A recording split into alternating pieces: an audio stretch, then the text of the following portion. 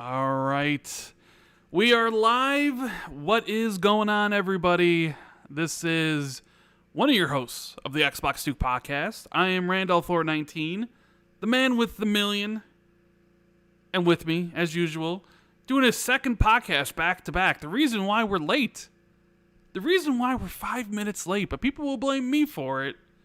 Jez Corden of Windows Central. What's going on, man? What? We're not late, are we? Oh, we are a little bit late. Sorry about that, guys.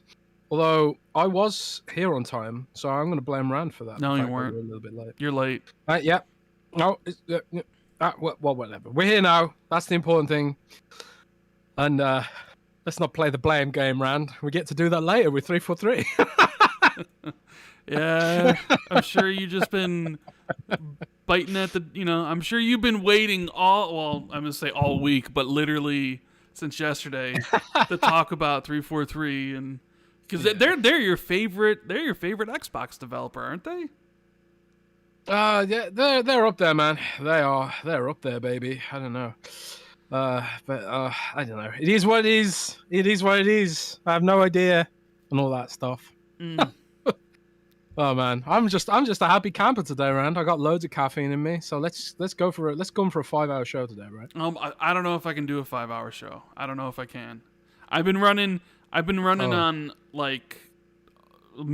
not a lot of sleep because my bed was sort of broken, so I had to buy a new one. All right. I was telling you about, so it's like I could only sleep on my left side, which I can only sleep for an hour or two before I wake up.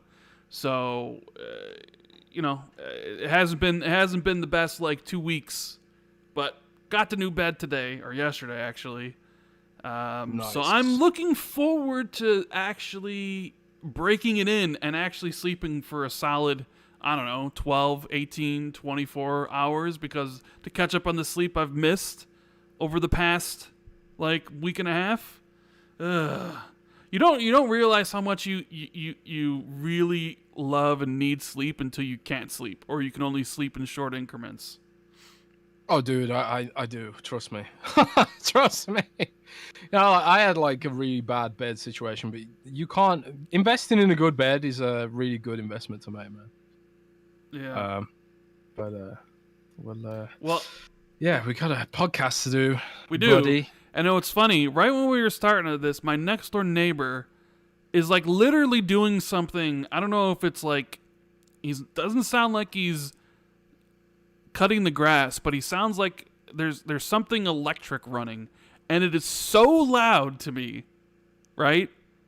But you guys can't hear it, and neither can Jez, which is odd because you guys can always hear my dog Shakespeare when he barks.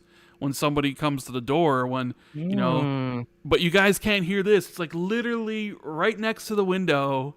It's going to bug me all show. What?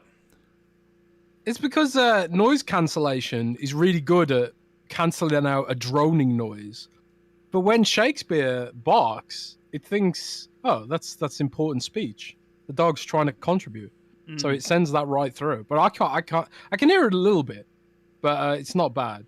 Why don't you just, go and tell your neighbor to go away? Yeah. Just tell him you're doing a podcast. I'm podcasting. Please, can you please be quiet? I've been waiting all week to podcast.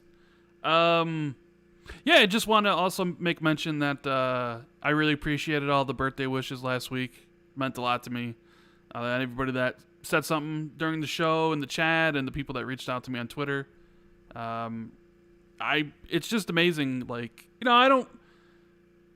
I don't really think very much of myself. I'm sure you guys probably know that. So it's it honestly makes me feel really good. Brings a tear to my eye that so many people do care. So I just wanted to let everybody know that, you made my year. So thank you guys so much. But we have a lot of interesting stuff to talk about. Because, I was a tad bit worried about this show particularly, right? Because there wasn't too much new to talk about, and all of a sudden, yesterday, they just decided to drop some stuff. The CMA over in the UK decided to basically be in Sony's pocketbook. They're out there protecting PlayStation. I did see a tweet. You ratioed the UK government, huh? I did. I ratioed the government. I'm so proud of myself. But yeah, we'll get into all that stuff in a bit. Yeah. Not only that, but Halo Infinite decided to break their silence about, co-op, because co-op was supposed to come in August, and then all of a sudden August ended, and there was no co-op. So what happened to that? And we got a roadmap. PlayStation buying more studios. Tokyo Game stuff. Game Pass, friends and family. Apparently, Matt Booty said some things during his PAX West thing. I haven't watched it yet, so I don't know. But apparently, Jez, he said during the... Now, this could be wrong. Because I saw it in one of the Discords I'm in, I believe. I think it was Xbox Era Discord. I could be wrong, and maybe this is misinformation, and shame on me for spreading it if it's the case. But I think I saw people in there saying that he mentioned that Playground is really, really, really wanting to show Fable, and Microsoft is not letting them or something. I have no idea about that, but, we can talk about that in a bit. Yeah, so... I want to see Fable. I don't know about you guys, but I certainly want to see Fable. Probably one game. Well, that and Perfect. Well, we've seen Hellblade a couple times now, so yeah. So if you guys could do us a big favor, make sure you hit that like button, subscribe if you're new, and please share this out to let people know we are live. Whether you do it on Twitter or what other social media is out there. Should we do TikTok? Xbox 2 TikTok? You ever think about getting in on the? No. Because you don't like Facebook or Meta. No. So you just do Twitter No. and YouTube. But people saying you got to have the talk. You got to be there. No. Think about all the cool things you could post on there, and you can become an influencer on TikTok. Jez. No, bro. No, bro. No, Okay. No TikTok. We will never do TikTok. Never. I don't care. I don't care if TikTok destroys Twitch, YouTube, Google. I'll just die with it. So TikTok sucks. Your stance is that we're never going to do TikTok, just like my stance is that we're never going to have My Little Pony gameplay on the show. Essentially. Oh well, dude. Dude, come on. Democracy. Dude, you're blocking TikTok. I'm blocking My Little Pony. It's a tit for tat. We haven't done a democratic poll about TikTok, bro. What we have done a democratic poll about on Twitter is whether people want to see the Xbox Series S and X version of My Little Pony gameplay footage on the Xbox 2 live show podcast. And an overwhelming 75% of respondents across thousands of votes, they voted yes. Rand, the people. Yeah, but the people want My Little Pony. They don't actually want that. They just want me to suffer. They just want me to suffer. Dude, they're all over chat. People in chat, they came here expecting My Little Pony this week. And what game do we have up there right now? I don't know. Whatever is in there from last week. Well, this Rand, this would have been the week to have it, because I would have been like, all right, but you didn't have it, so oh well. Well, they haven't acquiesced my request for a review code. They probably won't send you a review code because nobody's asking for one. You're probably the only one. They're like, huh? Somebody wants a review code for our My Little Pony game? Either way, yeah, let's get a couple of these super chats in before we dive into everything. We got one from Sean Kramer, who says, I'm never awake here in Taiwan when you guys are live, so here's a super chat before bed to say these pods are the best part of my week. Oh, that's pretty awesome. Hashtag more Peppa. Oh no. See, dude, people love that stuff, man. No, not Peppa. It might. Yeah, we could get some more. There's DLC coming for Peppa. Did you see this? Are you gonna play? You're not gonna play it, are you? I'm gonna play it and get some gameplay footage, man. Oh, Jesus. For the next week's show of the Peppa Pig you DLC. said you were gonna grab multiverses footage. You said you're gonna grab Cult of Lamb footage and all stuff, but you never do. You never grab footage of stuff you're playing. Well, I could, but it'd be World of Warcraft. I'm addicted to World of Warcraft. Again, you were talking all this smack about it recently, and now you're addicted to it again? Dude, what can talk smack about it while also being addicted to it? I mean, I suppose. Thanks very much. I suppose you could. World of Warcraft is in one of its worst states in history. But I still can't stop playing. World of Warcraft is horrible, but I still play it 20 hours a day. I can't stop playing it. You sound like my friends when they were going through like Destiny. Like, God, Destiny's horrible right now, but I can't stop playing it. Gotta grind. Like, okay. I saw Mr. Matty Plays on Twitter. He said to me, Jez, sell me on World... Because I was tweeting about World of Warcraft. I said, like, I wish I could earn a living writing about World of Warcraft. And Mr. Matty Plays replied, Jez, sell me on World of Warcraft. And I was just like, I can't. I can't in good faith recommend it right now to anyone. It is nostalgia driving a lot of it, you know. But, man, it's... the next expansion looks really good. I got that hopium, Rand. I'm sipping that hopium, huffing it, you know, like the Halo fans right now.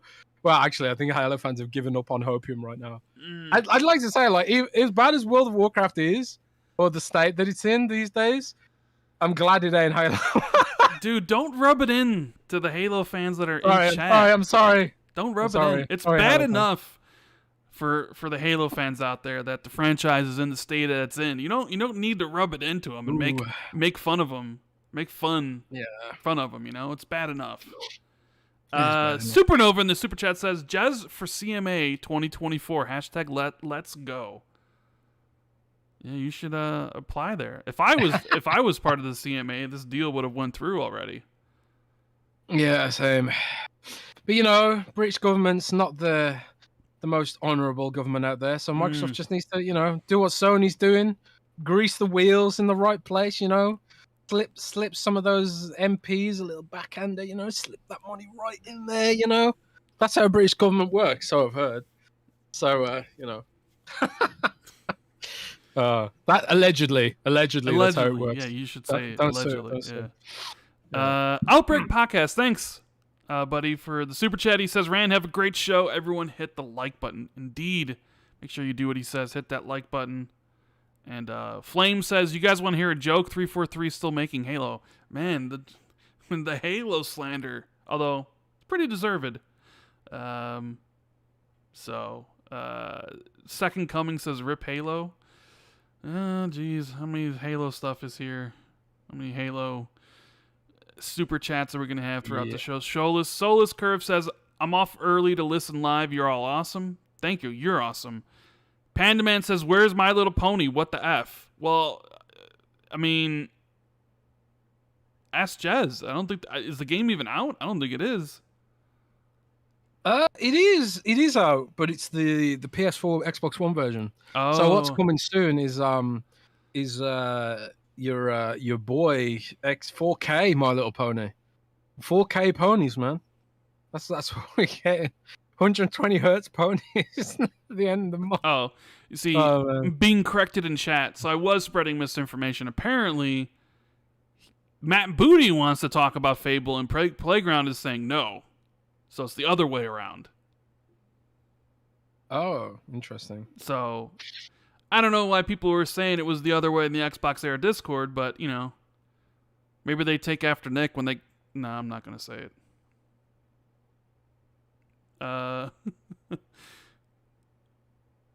Maybe I should have, but yeah. Ham Solo, thanks, buddy, for the super chat. Yeah, that's kind of funny. Like, Matt Booty's like, can we show Halo? And Playground's like, absolutely not. Like, okay, absolutely not. So, I've been playing a little bit more Saints Row, Jez. And... Oh, yeah. And... Man, I don't know, man. I don't know about this game. I don't know about it. Oh. Not fan? I am pretty much right now in line with the reviews. Like, to me, I get the same... Like, I feel the same playing it as I did playing Crackdown 3, where it's just like... It does the cardinal sin of being boring. Right? Which is what I thought Crackdown 3 was. Like, it's just... It's just boring, right? The humor's not funny. The main missions aren't interesting or over the top. Like the city is just a blah brown. Like I don't know, man. Like it's just kind of, and it doesn't make it doesn't make me want to continue playing it, which is unfortunate. I mean, I usually finish everything I start, so I will, but I just, what can you do, right? It's just You finish everything you start. I mean, normally if I play something or I start something, I finish it. That's just what I do. Must be nice. Same thing with books. Start it, finish it. Usually, if I start a series, me too, man. I finish the series. Me too, man. I always finish You games don't too. finish. Yeah. You don't finish anything at all. What are you talking about? I finish everything. What are you talking about? No, you don't. I'm working on trying to finish World of Warcraft right now, man. You never. But that's that's a game the problem. that's a game I that can't can't- be finished though. Of course it can. Of course, one day. I was looking at World of Warcraft's because World of Warcraft has achievements, right? Been playing this game for almost 20 years, and I just almost have half the achievements. Mm. Oh dear. But have you been playing anything else besides Saints Row? No, that's about it. I do want to play. Immortality, which came to Xbox Game Pass. Yeah. That game sort of came out of nowhere, didn't Yeah, it? it did. I don't really know much about it outside of its FMV stuff, but I kind of at least want to. Supposedly really good though. Yeah, I want to try it out. So I'll probably play that this week, and then probably go back to Saints Row and finish that off and stuff. I'm probably just gonna mainline the main missions in Saints Row. Because like normal, I don't know about you, but like when I play an open world game, like I want to do everything before moving on. So it's like I do all like let me do this side hustle and this side hustle and this side mission and this over here, and I do everything in an area, and then it's like all right, time to do the main mission. But like with the game sort of just being boring, it's kind of just like, well, let me just do the main mission so I can beat it essentially, which isn't Kind of did that with Dying Light, man. I was enjoying Dying Light 2 a little bit, and then I sort of hit this wall where it's like, man, I'm just kind of tired of these kind of games. So then I just started burning through the main missions to get to the end, I don't know what it is about open world games these days. They kind of just there needs to be either a spike of innovation in that sort of genre, or maybe a going back to basics even, because I feel like they've become a bit bloated. And maybe Ubisoft agrees, because we'll probably talk about it later, but one of the other big news features of the week was the big leak of Assassin's Creed Mirage, which supposedly takes the franchise back to its stealth them up roots and less RPG bollocks. So interesting. that actually sounds leaked quite compelling to me. and then announced really quickly. But yeah. Yeah. George, he says Gears 5 took 3 years, full campaign, multiplayer, Horde, Forge, local, and online co-op. Forza Horizon 5 took 3 years, open world, Forge, BR, online. I mean, I don't think, is there a Forge? Well, I guess there's a create your own stuff in Forza Horizon 5. Battle Royale online. God, I hate 343 worst Xbox devs. Ooh.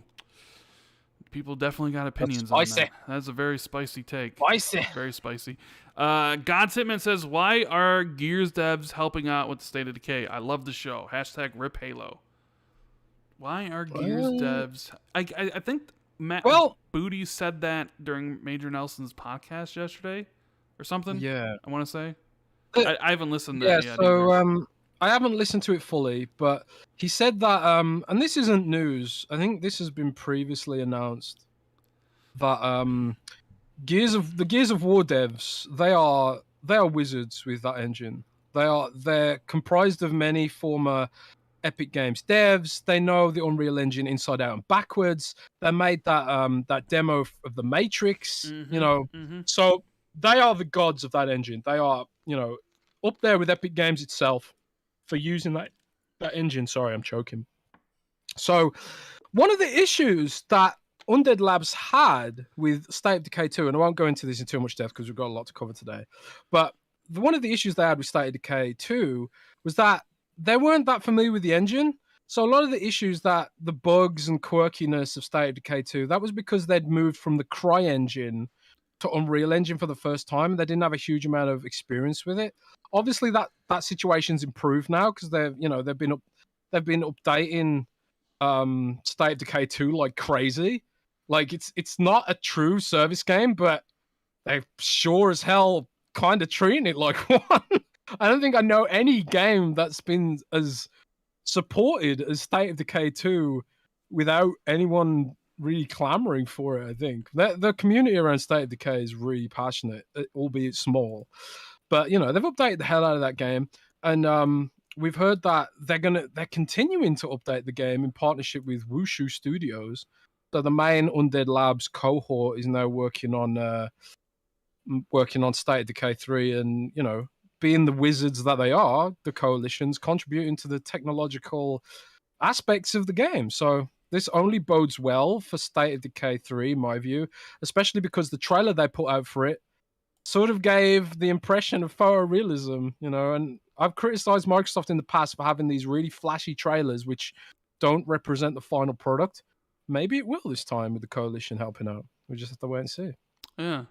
I mean, I like studios when they kind of collaborate together and help each other out, right? Coalition's the workhorse. Yeah. At least I've always described them as the workhorse of Xbox. I mean, Microsoft's best dev. Yeah, well, except for Obsidian. I don't know. I think Obsidian's Microsoft's best dev, and then the Coalition. Coalition's definitely probably in the top. Well, we didn't rank the studios when we did that thing about. We just kind of ranked the excitement of their next projects. But yeah, the Coalition would definitely be near the top. Man, I don't know how the Xbox One generation would have played out without the Coalition, because they released 3 games: Gears Ultimate, Gears 4, and Gears 5. So, and Tactics. I mean, well, yeah, and Tactics too. If you want to put that on, contributed to it. They contributed to that. So, yeah, they definitely. Oh, and then they even released Hivebusters for the Series X launch. I mean, they deserve more credit. They do deserve more credit, and people should talk more about them and how good their games are and how great they look. I mean, Hivebusters was like, holy cow, right? Like, what's interesting? In Hivebusters? It's Hivebusters could have been like, they could have just cut that off and sold it as kind of like a Miles Morales expansion for like, the launch of a new gen. Instead, they basically was like, it's part of Gears 5, and if you have Game Pass, it's free. Which is another... people ask me all the time, why did Coalition give Hivebusters away for free, DLC, but then if you had Ultimate, but Forza Horizon 5 doesn't give DLC away for free? I always get that question, and it's just like, I don't know how to answer that, because it's like, I don't know. Maybe it's up to the developers, but I was told, actually, that was an experiment with business models. So they do experiments and shit like that sometimes, and that was one of them. As they're trying to figure out, user behavior around the subscription service, because it's still new, right? You don't know, and this is one of the reasons why the Xbox Game Pass Family Plan is only available in a couple of markets right now, is because they're still experimenting with user behavior. They don't know like how this is going to impact profitability and stuff like that. Will users behave differently in a world where they don't have to pay for it? So there are a lot of experiments going on still across the board with business models, and even Minecraft itself wasn't on Game Pass for a long time, because I think they weren't sure if it needed to be, or if it would actually benefit the game or benefit Game Pass with it being there. So they're still experimenting, messing around with it, and looking into it and stuff. But and they won't stop. It's not going to be the last time they do it. But I do think that there was something weird about Hivebusters. I kind of feel like it didn't get enough attention, enough press, because it's a really great DLC. Mm-hmm. But it just kind of shipped and was immediately forgotten. I mean, there wasn't a huge amount to it, but it was so cool. It was so well done. It had Yeah. some amazing set pieces and had great characters, a unique sort of area, and it was just great. I really loved Hivebusters. So yeah, if you're listening to this and you haven't played Hivebusters, go and bloody well play it because it's actually really good. It is. My buddy Jacqueline says, "Gents, how bad would you have wanted to see Michael Pachter tell Jim Ryan that Phil was going to eat his lunch this gen? That would definitely have been funny to see." Did you heard about this, Jez, at all? What He said it on his own podcast, right? Well, not his podcast. He was on David Jaffe's podcast, and they were talking about certain, like, Pachter is very high on Game Pass and what it's going to do for Xbox, and basically bullish, right? very negative towards PlayStation. Like, he thinks they're not. He thinks they need to also sort of move to a subscription service, and they need younger blood in there to kind of do it because Jim's not going to do it because he's older, right? And yeah, he said he had lunch with Jim Ryan in 2019 and told him that Xbox and Game Pass is going to eat his lunch. So wow, that is man, that's something. That is something, and I have to say I agree with him. Ooh. I saw a great article a while ago. I can't remember which outlet it was. Someone in chat might remember, but I think it might have been Forbes. Actually, it might have been Paul Tassi or someone like that. They basically wrote that while Sony, sticks to the premise of the article was basically, while Sony sticks to traditions, Microsoft is changing the whole industry around them. So even though like Sony's still ahead right now, Microsoft's literally re-landscaping the whole industry rather than compete directly with Sony. And I think like it's going to play out, very interestingly in the next few years. But maybe Pacter's wrong, maybe that article's wrong, maybe I'm wrong. But I somehow doubt it. I saw the future at Gamescom, Ron. You did see the future, and you got to play Xbox cloud streaming on the Samsung 2022 TV. Is it as good as advertised? Because I saw like Paris talk about it when he tried it out at like E3, like Danny Pena, a lot of people that were out there for the Jeff Keighley stuff. They were trying out the Samsung app. Dude, you got to play it, so tell me. So is it truly the future? I think it is, but not for us. I think this is the gateway for console audiences to reach mobile kind of gamers, right? People who don't want to deal with console, they don't want to set things up, they don't want to pay extra money. But if their kids can get Fortnite on a TV without having to go through any of those extra hoops, or Roblox or anything, this is going to be huge. It's going to be huge for that casual, non-console audience that right now they just they don't really care about console gaming, and they never will. This is how you get those gamers, right? I don't think it's going to become the main way we play games. And thankfully, because all this is based on Xbox hardware, it's never going to replace home consoles because it is home consoles. All those users are Xbox users at the end of the day. It's just their Xbox is at Microsoft server farm, not at their house. And it worked really well. It worked really, really well. Was it flawless? No. It had a few skip frames here and there. There was some sort of like artifacting around the edges of the screen. Yeah, there were. But again, it's not for me. Like one of the things one of the devs told me was in their analyses, little kids especially, they can't tell the difference. They literally just can't tell the difference because I think, kids have a lower threshold for quality. They don't care if something's absolutely perfectly flawless. Are they having fun playing Forza or Minecraft? Yeah. They don't care if there's a drop frame. They're not looking at the artifacting and going like, oh, what will Digital Foundry say about this? They don't care about any of that stuff. They just want to play and have fun. And that's who it's for, really. And also, the fact that it's sort of like the app on the TV, Rand, is based on different technology to that of the phone, which is an important point, right? Like the encoding for the TV app is based on it sort of encodes the video much more quickly than the technology they're using on Android right now. And I've been told that the technology that they're using on the TV will eventually come to Android, but it's not there right now.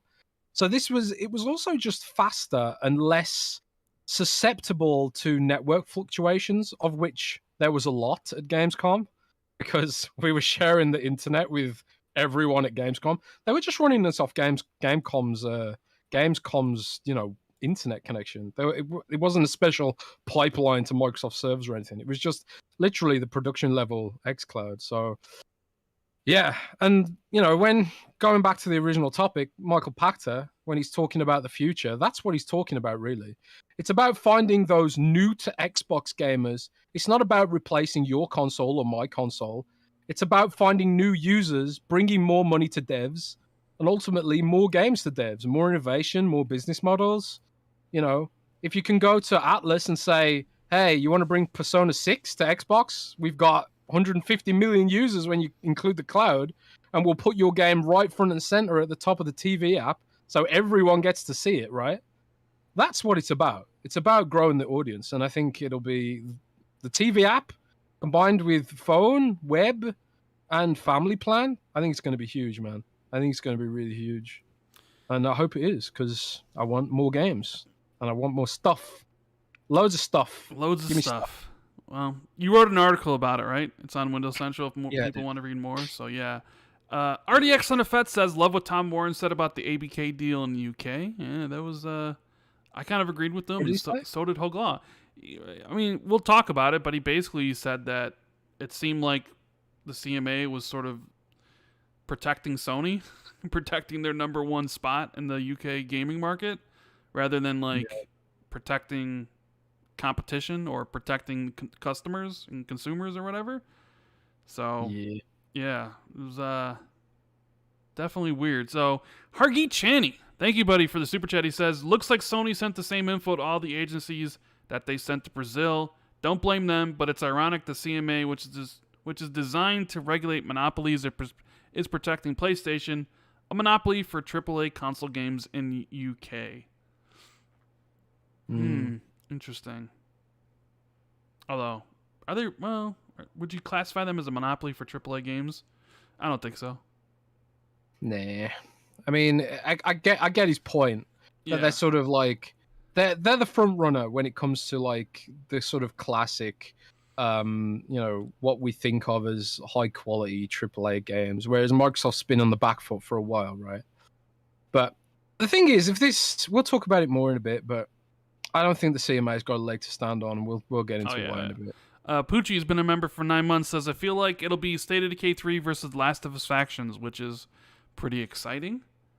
And Andre, who's been a member for 4 months, says, if Sony felt the need to give that answer to the Brazilian government, does that imply that these several years of COD on PlayStation may not be that many after all?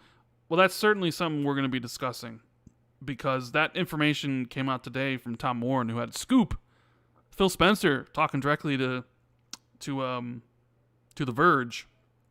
So I know a lot of the talk, because I also have Twitter up right now, and people are going back and forth, and they're really focusing on just the several years thing, right?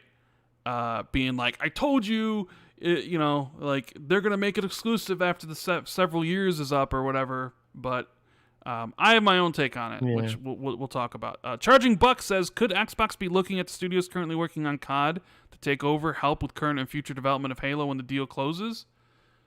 I mean, personally, I think the studios that are working on COD are probably going to be busy working on COD, and not necessarily looking at Halo. Maybe if Xbox.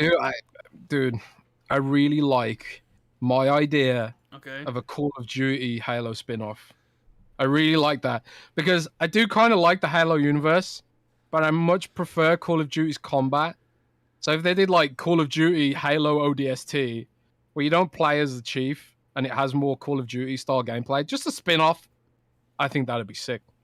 And Hargeet also says, as well. If you want to play Elden Ring, your choices are Xbox or PlayStation. PlayStation has 80% market share in the UK. Monopoly. Nothing to do with exclusives. Most of the big AAA games are only no PlayStation or Xbox. I Aren't mean, most people playing that on a PC? does PlayStation have an 80% market share in the UK? I don't think it's that high. If you count PS4. Oh, okay. Well, maybe if you count PS4, but is the Xbox One was really bad. Is in PC the UK. is PC gaming not considered part of that market because you can play it on get it on PC in the UK? Is that considered a different market? I don't know. I mean, the thing is, all these arguments are things. If it does go to court, and it will, if the CMA tries to block it, which they won't, because that'd have to be stupid. Yeah. Microsoft will take them to court, and they'll win. They will win. And I don't think the British government wants to take Microsoft to court because, frankly, they can't afford it. You really think the British government wants to fight Microsoft in court when, like, you know, they're wasting enough money as it is? It would not be a good look. You know, it's like, hang on a sec. You're fighting Microsoft in court while people can't heat their homes and shit like that. It'll become a big political clusterfuck. I think. Do you want to talk about it now? Since we're talking about it anyway. Nah, not right now. Not right now. Because right. Well, we'll be talking we'll about get, it for we'll get a while. more We into got it. a whole bunch of other stuff, and we'll eventually get there. Forte, my brother, we had a nice conversation. He called me, while he was working at GameStop yesterday, and we're having a nice chat. Yeah. And then a customer just comes up there, and Forte spends 10 minutes talking to him while I'm on the phone with him. I'm like, rude, Brilliant. I know. It's just he's at work, right? Yeah, he's at work. You consider it work. It's GameStop. How many people actually come in throughout the day? Probably like maybe 5, 10. You know what I mean? Like how many people actually step in through GameStop's doors? Gaming Forte works at GameStop. Oh yeah, he's like, is he a regional manager? I forget What's your title there? I know he runs the store. I don't want to say if he's a regional manager, but I mean, like, Forte brings his PlayStation, his Xbox there. He's got his chair. He's just sitting there and just, plays his games, plays Destiny, grinds, and then, like, every 2 hours, somebody will come in there looking for some Switch games, some Pokemon stuff. He sells it to them, and then it's back to just chilling and playing games, right? Isn't that what you do at GameStop, Forte? Oh man. But he says everybody's worried about Sony's pocket. Just because you lose the marketing deal, your world won't end. Well, apparently, they're sort of feeling that way. And we'll talk about it in a bit. Achievement says Armored Core probably not Xbox exclusive after all. Well, I never thought it would be Armored Core would be Xbox exclusive. Did anyone think that? I mean, I think some people thought so. There was that Miles Down PA article a while back where he was like, a sci-fi from software game might be exclusive to Xbox, and that's my Miles Down PA voice. If you guys, that's a very interesting take on Miles' voice. It's funny. I was talking to him earlier, and he invited me on to Chatterdays tomorrow, and I was like, I can't do it.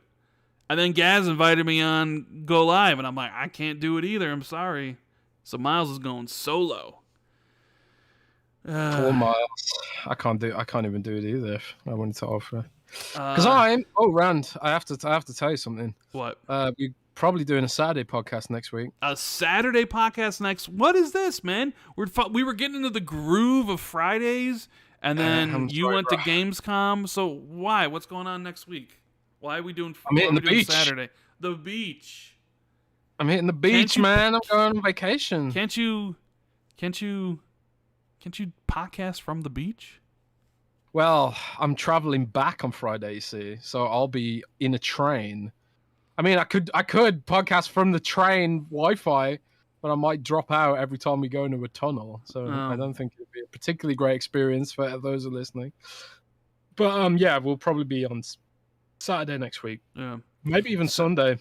Nah, no, we don't do Sundays. We have done Sunday. No. Sundays is a no-go. It's Fridays or Saturdays. Oh yeah, we've done Monday and Monday.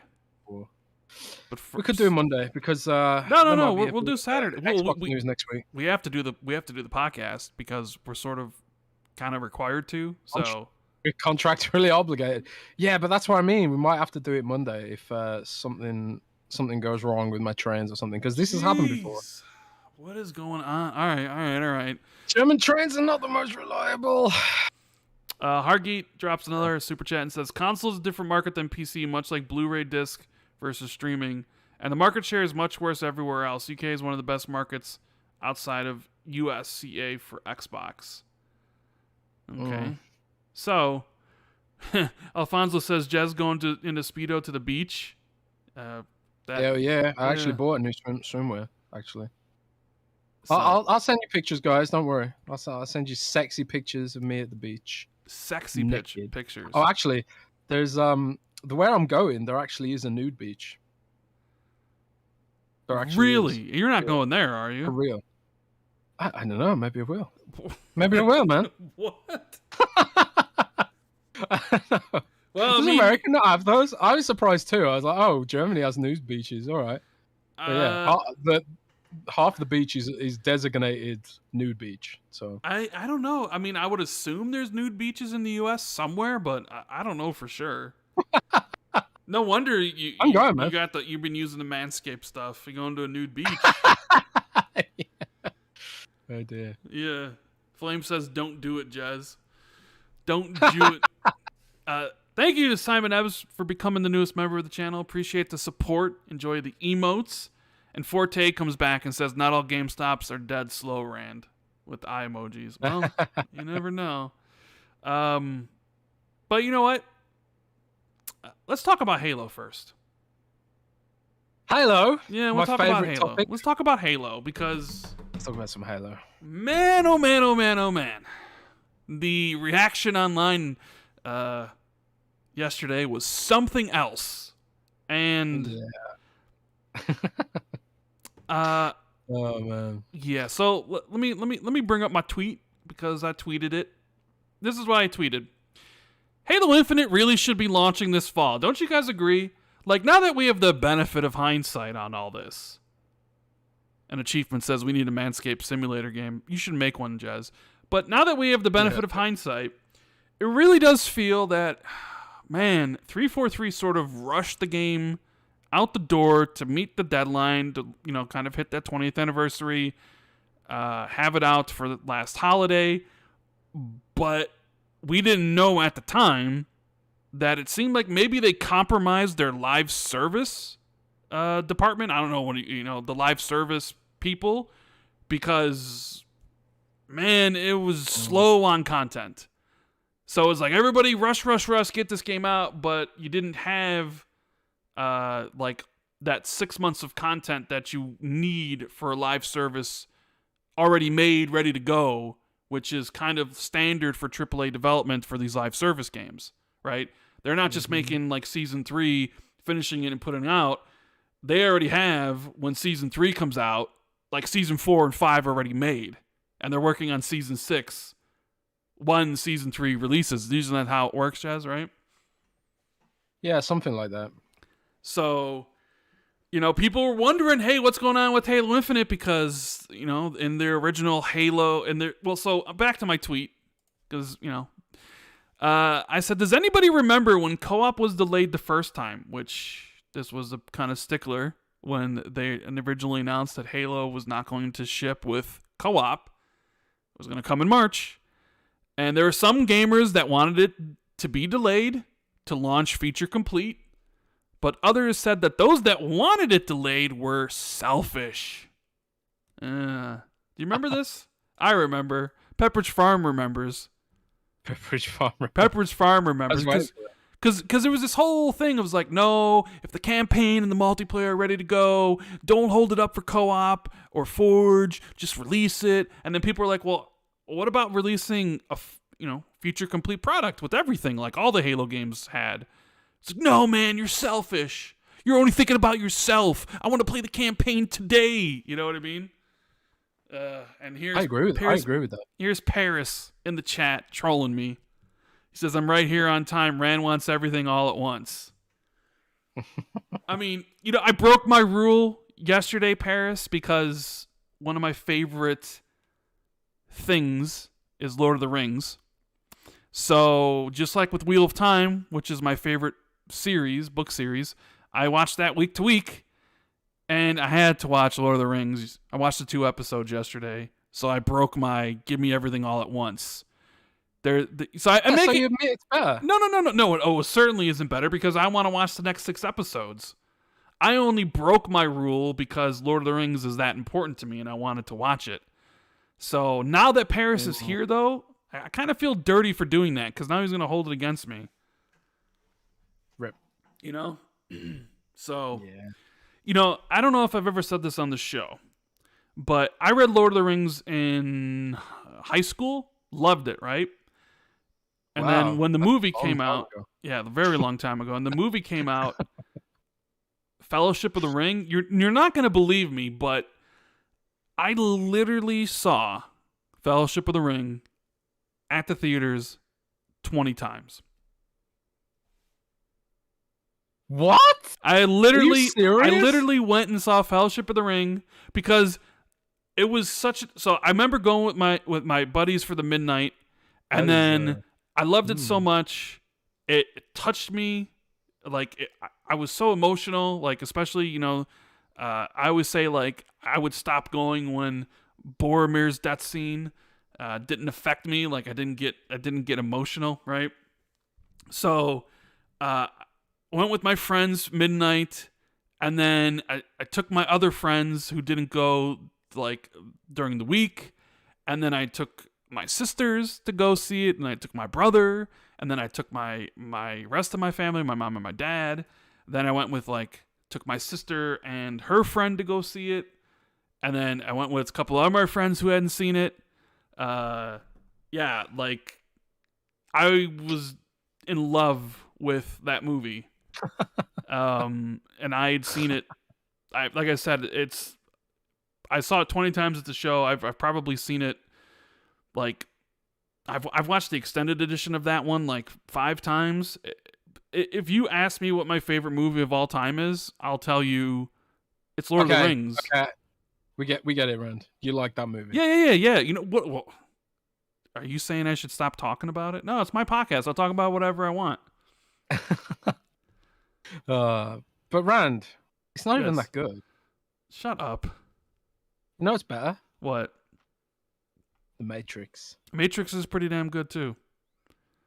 It's the big argument at my school because I was like a little teenager, when it came out.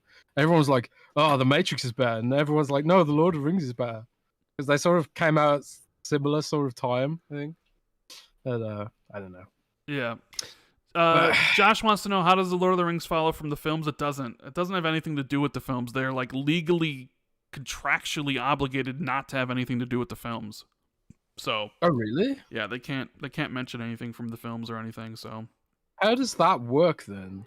Because isn't it all part of the same canon? No, because the movies just dealt with the destruction of the ring, right? The Frodo and Aragorn. Where this is all the Second Age. So this is all Sauron creating the rings, which really wasn't touched on in the movies. So, yeah. Oh, so this is like a prequel. Yes, it is. It is a prequel. Yes, essentially. Interesting. Yes. Any recurring characters? Is Legolas in it? I mean, the main character is Galadriel.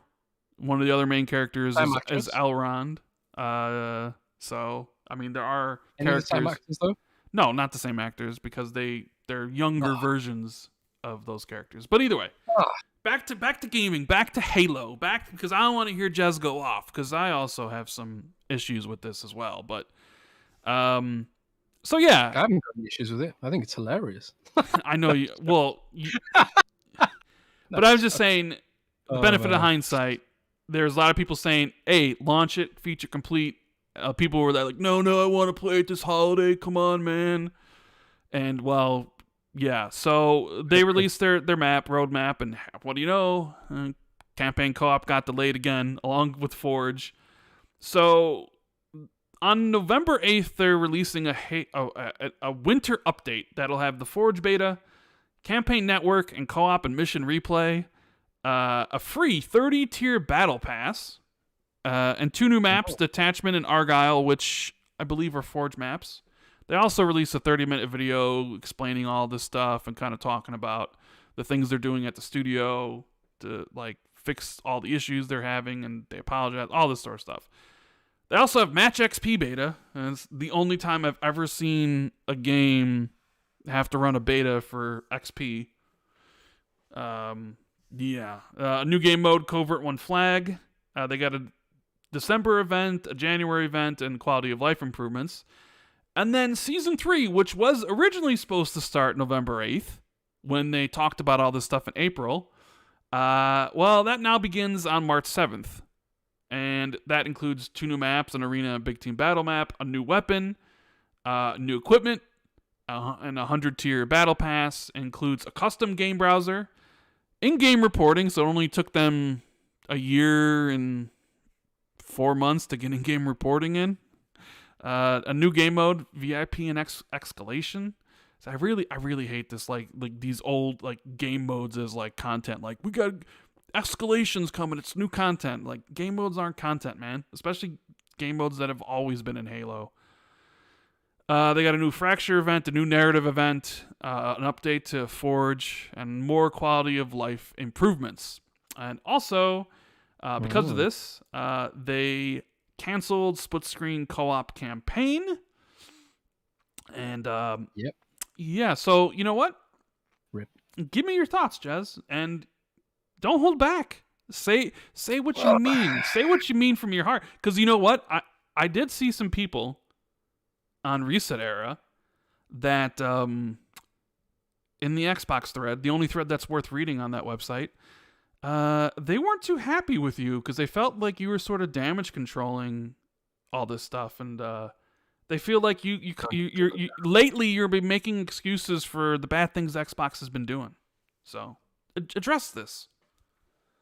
Well, first of all, boo-hoo. Second of all, I don't damage control Halo because I don't care about it.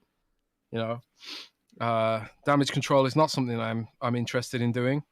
So damage controlling is a very lazy way of someone discrediting your opinion, because actually coming up with a robust response would take the firing of synapses and brain power, which very few people on Reset Era actually have access to. Rand's gone away, so we missed my great monologue. But anyway, I digress. You mute Randall muted again? My God, man. What do you mean they can't even hear you? What are you doing that's so important? Man, Rand's abandoned me, guys. Again. Well, anyway, I really want Rand here for this, because I want to upset him, but I don't think they should have delayed the game. Why should they have delayed the game? You know, it's been out for a year. It's racked up millions of hours of play. It's serviced millions of players, and a lot of people who complain about it still play it. So they're getting some form of enjoyment out of it. And at the end of the day, you know, it's a case of messaging. You know, if this was a game that was launched in open beta or early access, no one would be complaining. You know, they'd be having fun with it. They'd be patient, stuff like that. What it's all about really is the positioning. They promised things and didn't deliver. They sold the game for full price at launch. They acted like it's a full price game. But if this was like Grounded and they branded it as early access, and that had been the messaging all along, nobody would be upset about it, you know? So when you think about like what you actually like, what are you getting here? If you're still enjoying it, you know, yeah, they've screwed up the messaging, but are you still enjoying it? It's kind of hard for me because, you know, I'm not a Halo fan. So I'm sort of like, I can't sort of put myself in the shoes of someone who cares about split screen co-op, because I haven't played a split screen co-op game for 15 years. It's nostalgic. It's nice to think about. We all remember playing Halo 1 and 2 on the original Xbox, you know? But split screen games barely exist anymore, you know? Destiny doesn't have split screen co-op, does it? I don't think. Borderlands is the only open world shooter that has split screen co-op, as far as I'm aware, and it looks like a cartoon. So if you want visual fidelity in your campaign, in your open world campaign, there's potentially going to be technological issues, and this is ultimately a question of messaging for me, because they were promising split screen co-op, and then later on they were saying like, oh, we haven't got split screen co-op in because we don't even know how the respawn system works. And it's kind of like, hang on a sec, you've promised, Bonnie Ross gone on stage and promised split screen co-op, and then later on you come out with a blog post saying the reason we don't have split screen co-op yet, or co-op at all, is because we don't know how the respawn system's going to work. Hang on a sec. How can you promise something without even knowing if you've got the engine to deliver this system? And the truth is, the truth of the matter is, I think there's just been a lot of lies thrown around 343. I think people have been lying. I think, the Jez podcast. Dev slide $5. Thanks for that, buddy. He says, here is to the Jez podcast according to Skillet. Yeah, I think someone, because Bonnie Ross is not developing the engine, right? She relies on someone to tell her what the engine is capable of. So clearly there's been a miscommunication somewhere along the line here. Bonnie Ross, I don't think she went out of her way to lie and deceive her audience, because it's her job to delight the audience. It's not her job to lie to the audience. What she said was she believed that there would be campaign co-op and there would be split screen co-op because someone at 343 had told her as much. They told her they could get this into the game. And then she communicated that to the audience. And now we have another sort of like, oh dear, we're in a position now where we've been caught with our pants down and lying to the audience, right?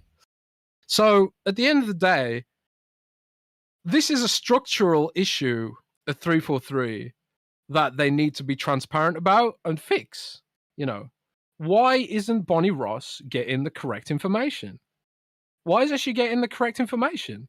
What can be done to fix whether or not someone's getting the correct information? What is the issue here? Why are we having to explain away lies? And why are we having to explain away, failed promises being kept and all that kind of stuff? And John Gay in the chat says, fire whoever did it. I think they already did. Because I think, from what I've heard, is that the previous studio head, whose name I can't remember off the top of my head, but he's not there anymore. I think I've been told by a few people that he wasn't forthcoming with the situation with Halo Infinite, and that's why he moved on, and that's why we now have Joseph Staten. Joseph Staten is revamping 343. He's restructuring, and he's a sort of old school Microsoft guy, Joseph Staten, right? He's an old school Microsoft guy. He's been there for a long time. He's produced a lot of games with Microsoft, and he's well liked at Microsoft too. He's very, very popular, and he's known for being like a guy that delivers, And he understands all of Microsoft's internal processes, and he understands what communication needs to happen between the various departments of Microsoft in order to deliver what they're, promising. So again, while nobody wants to hear this, and I know lazy people are going to say, oh my God, it's damage control. Just be angry. I want to feed off your negativity, because it's super lazy to sort of just call something damage controlling when it's not like going along with the mob anger. It's really easy to do that. It's super fucking lazy too, right?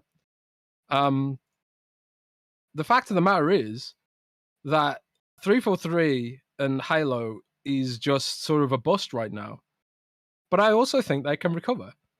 I think they can pull off a No Man's Sky rather than an Anthem. And I think they can sort of redeem the game, deliver the service that people were hoping for and expecting, and ultimately, turn Halo Infinite into something that it could be, reach its full potential. How long will that take? I have no idea. Will people care by then? I also have no idea. That's for Halo fans to decide, right? That's ultimately like, if there's nobody playing Halo, then there's no point even trying, right? I mean, I've got to believe that Halo Infinite is in a better state than Battlefield 2042 right now. Because I'm a Battlefield guy. I don't care about Halo. I don't give a damn thing.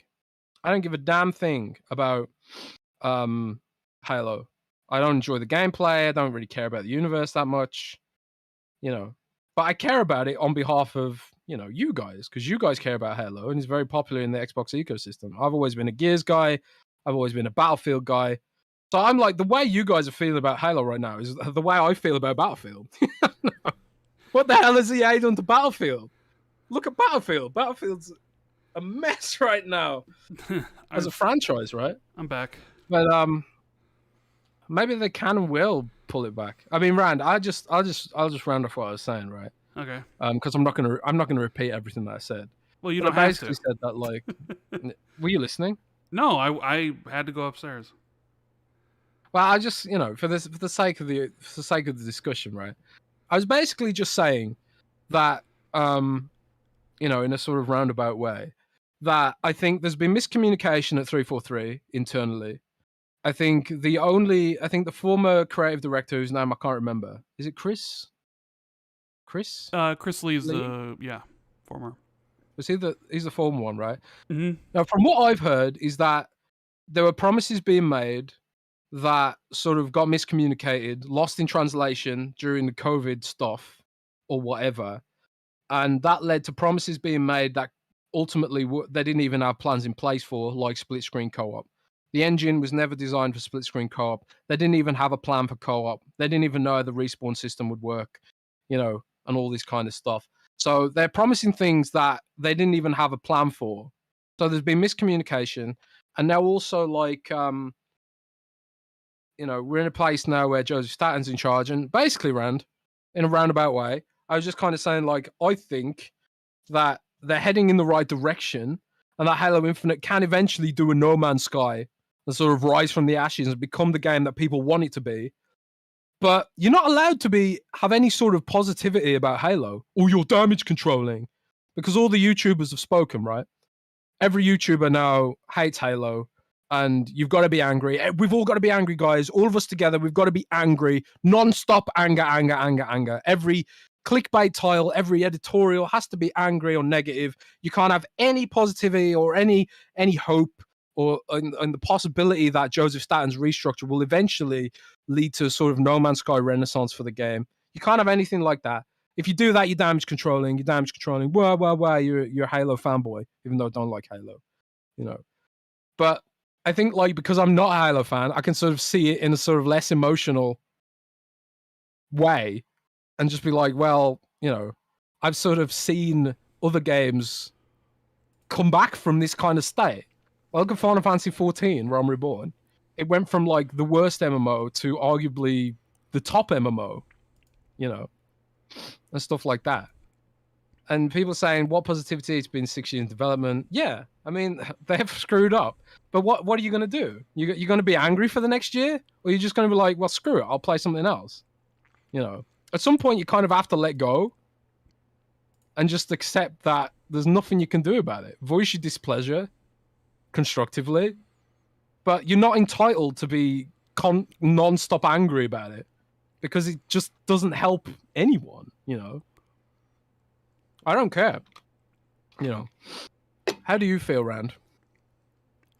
Are you on that? Are you sipping the Rager Hall right now for Halo? I mean, I'm not angry because I'm not playing Halo Infinite. And I've already said before, I wasn't coming back to Halo Infinite until the Battle Royale mode comes out. So them delaying this stuff doesn't matter to me. But I will say, in the grander picture of things, I don't know. Is 343 the right studio to have Halo? I just sort of feel that they've had 3 swings at it. 4 if you want to count Master Chief, and all of them have problems to a certain extent, right? Like Halo 4, good campaign, bad multiplayer, right? Master Chief Collection broken for years until they fixed it and became good, but still launch broken, which was inexcusable. Halo 5, bad campaign, great multiplayer. And then this we thought was like, all right, this is it. Third time's the charm. And the campaign was pretty good. I think I gave the game like an 8.5. I thought multiplayer was pretty solid. And we were like, oh, the King's back. You go look at some of the reviews from back in, when it launched, live, it was like, the King is back.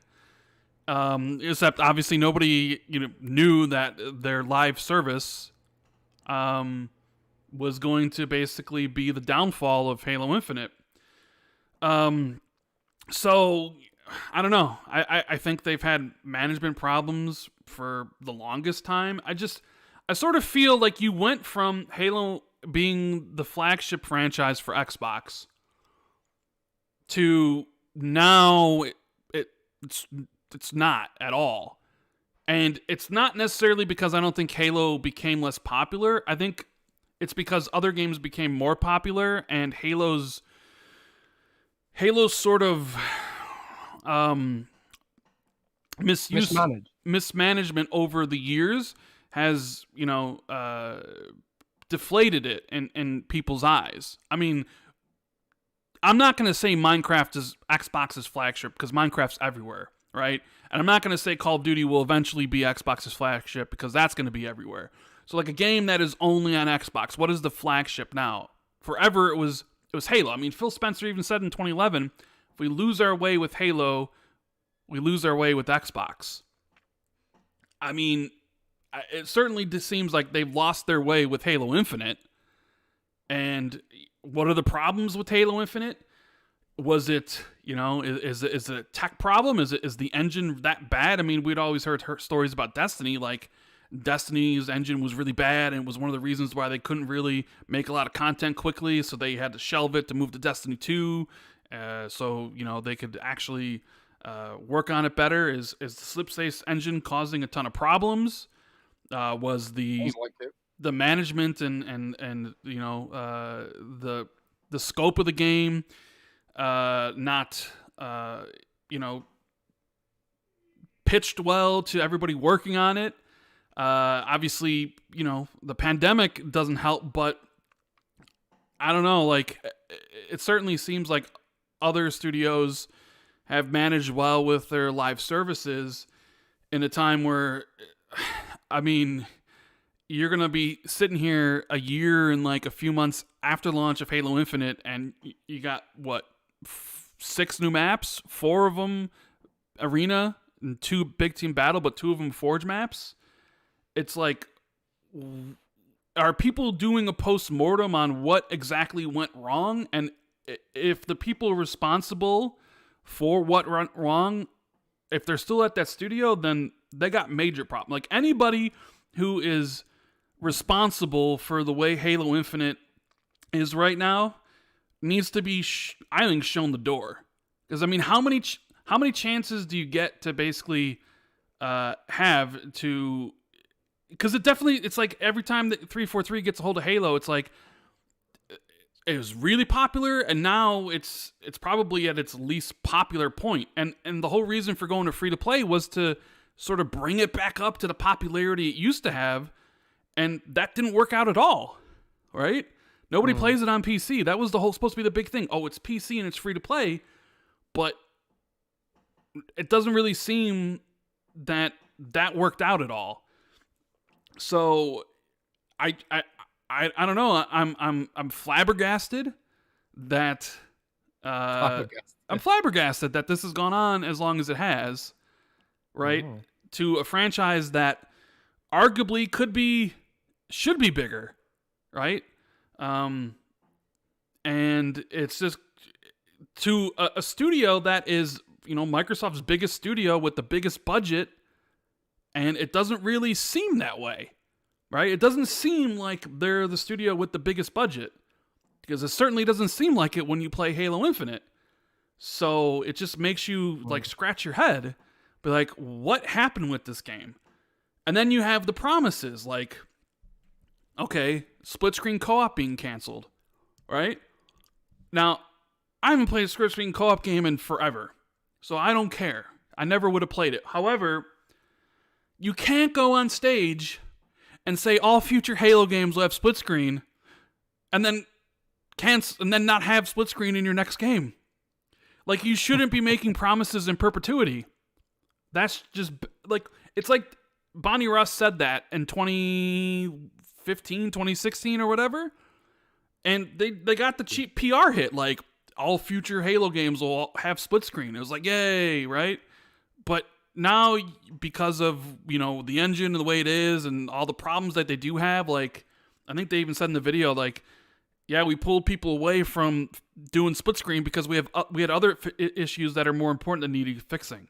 So you made a promise and you broke your promise. So you only have yourself to blame. So don't do that. I mean, come on. So I understand why people are it's like, you said you were going to do this and you didn't do it. You lied. We're upset. I get it.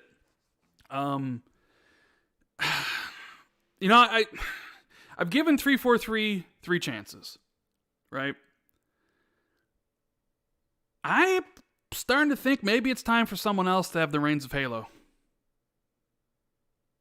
You know what? Maybe 343 should work on something new where they're not constrained by what Halo needs to be or what the fans expect of it.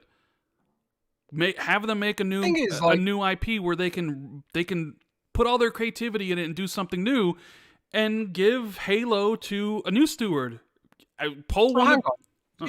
You want a studio that has no experience with Halo whatsoever to make a Halo game over 343.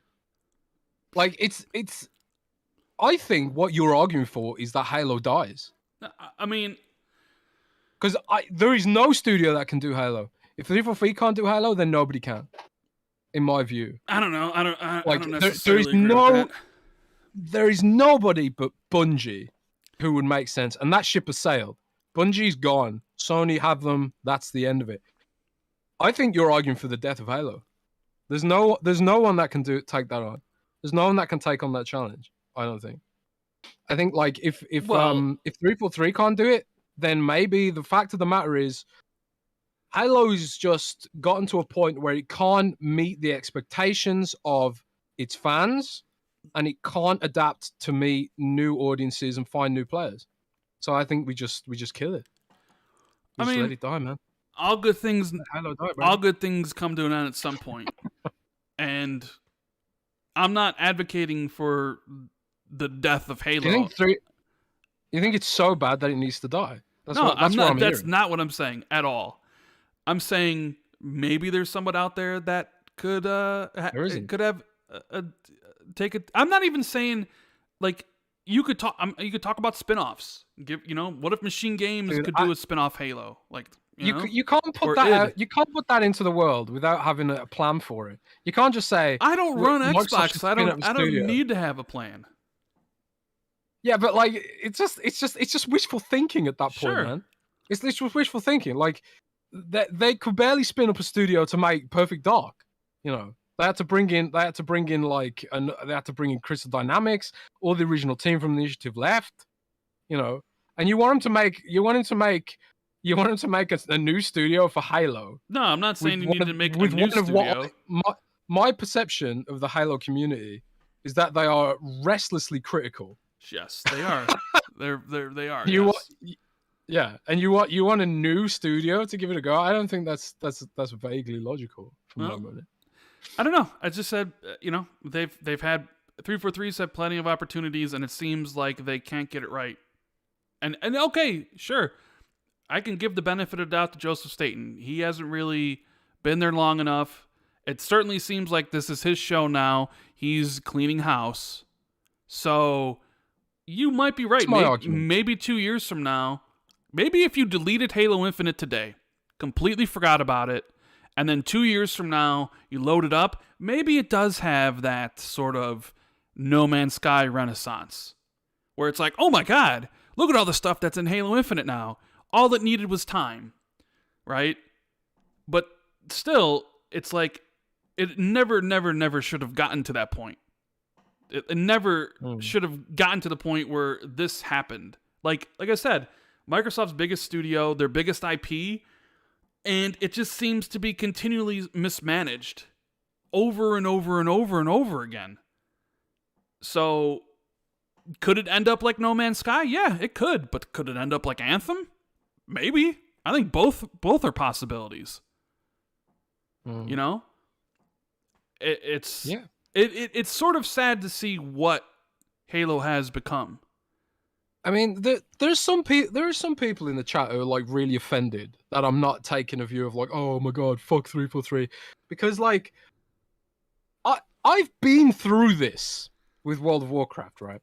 And I had to bring it back to that game, but World of Warcraft is a service game, and it's had serious peaks and serious troughs. Like Warlords of Draenor, for example, expansion was notorious for having a year-long content drought. Or something in that region. It was miserable. And I have no idea developmentally why that happened. Like what happened on the dev side to create such a long content drought. And Cataclysm had a content drought as well. Like really bad. And these were like early service games, which you also have to pay a subscription for.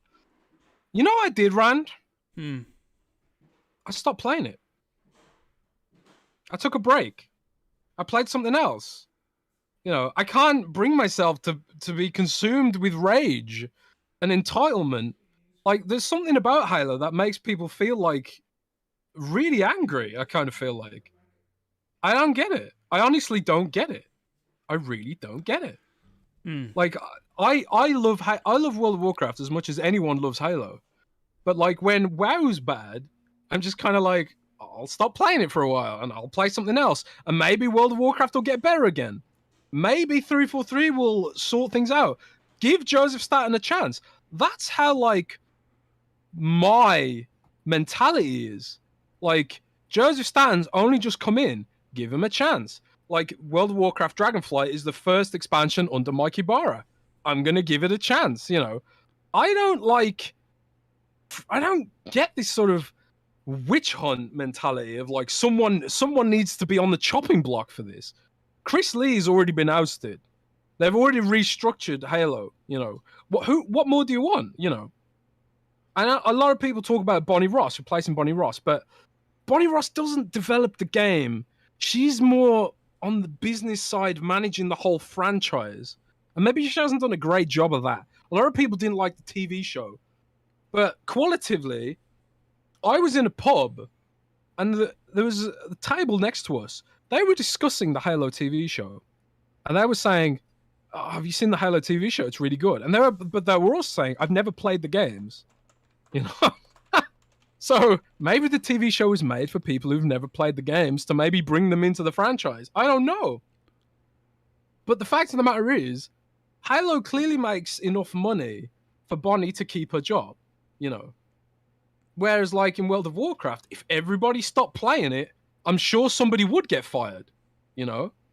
But the fact of the matter is, World of Warcraft still makes money hand over fist, even when it's in its, you know, relatively bad state. There's lots of stuff to play, and I don't know why people want to feel like they're somehow victimized by the game being bad. And like, we get bombarded with all this content and all these tweets, and, you know, this is, you know, we're enraged, and it's just really hard for me to feel that way when the game is free, you know. Multiplayer's free. Yeah, multiplayer's free, but that's where the problem is. That's not an excuse though.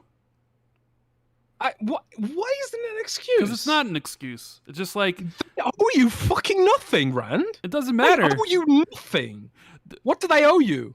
What do they owe you? Like blood? Being free. Do you want blood? Okay, here's what I say. I've said it before. Being free or being in Game Pass isn't an excuse for low quality effort or but that means the game's bad and you stop playing it. It doesn't mean they give you blood. What do you want from them? Just quit the game. I'm just saying the game's shit. Quit the fucking game. Well, all I'm saying is the idea that it's free, so don't complain about it is absurd. You know? Yeah, but like, do we need a year? How many podcasts have we done about Halo being shit? Well, Just quit it. To just be quit fair, playing it. If a game's shit, quit playing it. Yeah, I'm just tired of this. I'm just tired of this shit, man. I don't know. I don't like that mentality. Just like, oh, it's free, so what do you expect? It's bag, whatever. Like, Yeah, but you know. call it shit. Make your point that it's bad. But that's it. That's the end of the discussion. If Halo is irredeemable, then why even bother with it? Why does Halo get this? Like I just saw today, what's that game called now? Splitgate. Splitgate development has ended. That was supposed to be a service game, and development on that has ended because nobody wants to play it anymore because it's boring. Nobody's screaming about that.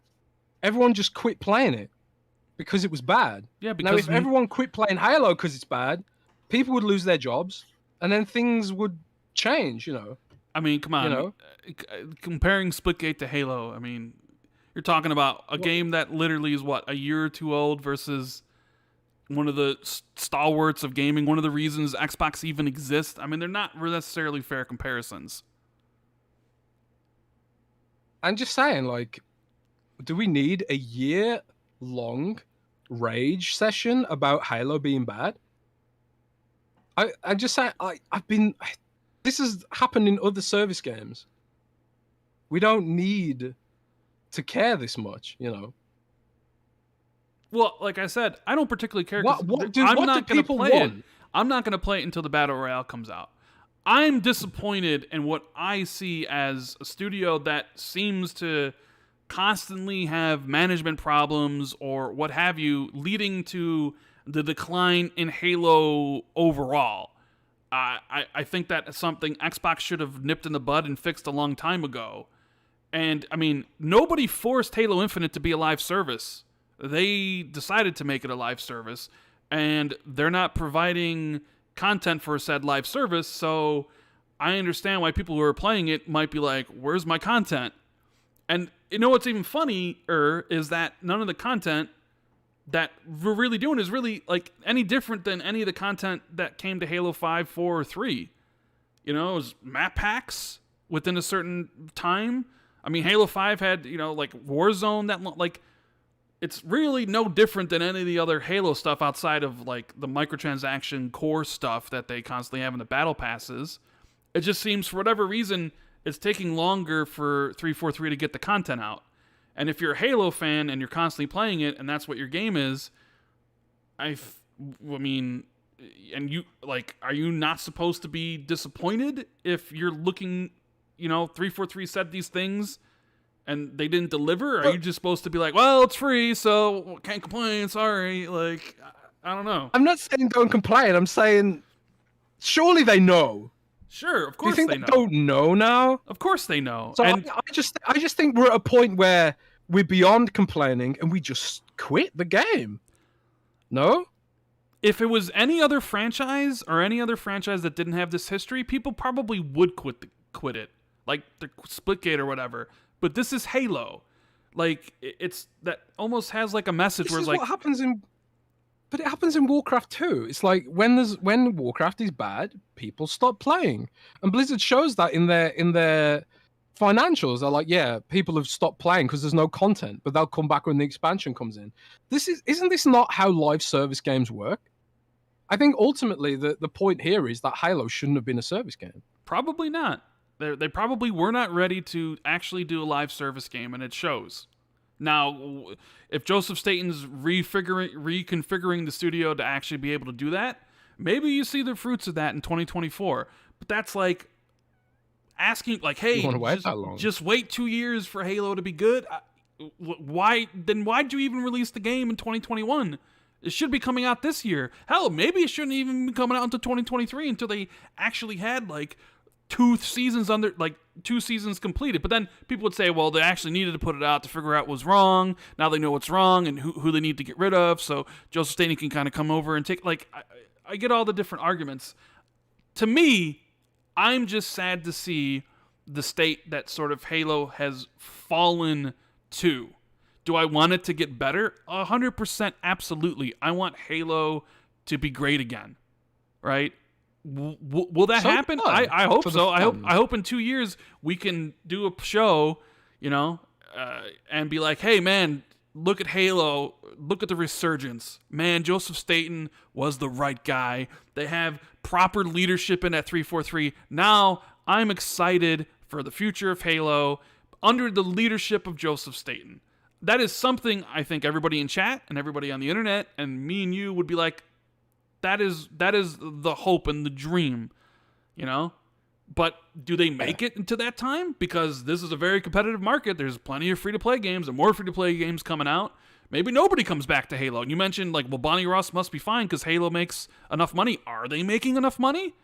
Because I think, if I had to take a guess at this very moment, they're not hitting their player counts. And if they're not hitting their player counts or their projected player counts of where they were been at, they're probably also not hitting their projected revenue either. Right? So who knows? I have no idea. Who knows if they're making the money that they should be making? Either way, how much was the Halo deal worth to Paramount? It's not just that. It's not just the game. It's it's a whole business. I think that there could be an argument made that Halo is, in fact, I wouldn't even say it's an argument that could be made. Halo is being mismanaged. Yes, 100%. 100% completely mismanaged and been mismanaged for a long time. Yes. But it's also kind of okay, we all know this collectively as a group of people. We know this. And I think people are kind of they won't let it go. They don't want to let it go. But we've been through you said we've been through this for 3 games now and people still won't let it go.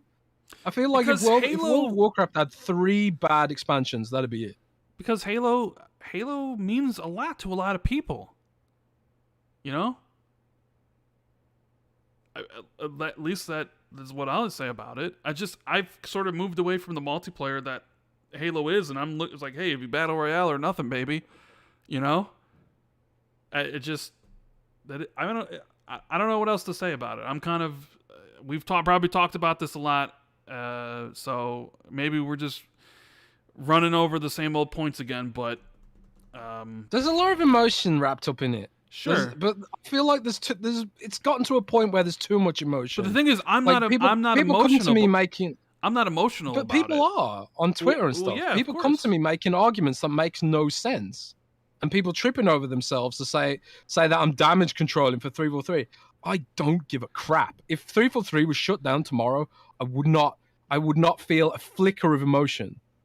I'd feel bad for the devs who are losing their jobs. But if Halo disappeared tomorrow, I'd be like, oh, good. Now Gears can get more money. I don't care about Halo at all. So this is not damage control. This is me attempting to have a slightly different perspective that goes beyond the borders of mob rule, which is honestly, as someone from the outside, that's how I perceive a lot of the Halo narrative and a lot of the Halo Discord. Honestly, feels like it revolves around mob rule. When I compare it directly to the way people talk about Overwatch or World of Warcraft or communities that I am invested in, it's very different. And maybe that's just because the only people left playing World of Warcraft and Overwatch are people who've been so abused by it that they don't know any better anymore. I certainly think that's probably the case of a lot of Blizzard games. But I think it's kind of like that. People want it to be better. They want to feel that the franchise they're invested in is hitting the potential that it can hit, and I totally get that. But it's also at a point where what do you want though? What do you actually want that's realistic that can happen right now, right this minute? You can choose to be angry about it for the next 6 months while you wait for season 3, or you can just play something else.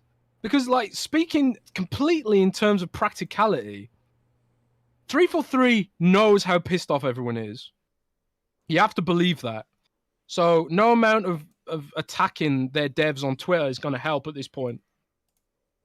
And at that point, it's kind of well, are you just choosing to be angry still? I don't I don't get that mentality. If it's me, I just like stop playing the game. That thing's bad now. And I think honestly, if you really want to send a message for 343, you've got to stop playing the game, because the only thing that will really move the needle is the pocketbook, right? Stop buying the microtransactions. Stop participating. Reduce those monthly active users. That's how you really send a message to the big wigs at Microsoft. Is like, hey, you are killing the franchise here with the strategy, and we need to go in a change of direction, right? Because that's ultimately like that's why Mike Ibarra is now running Blizzard.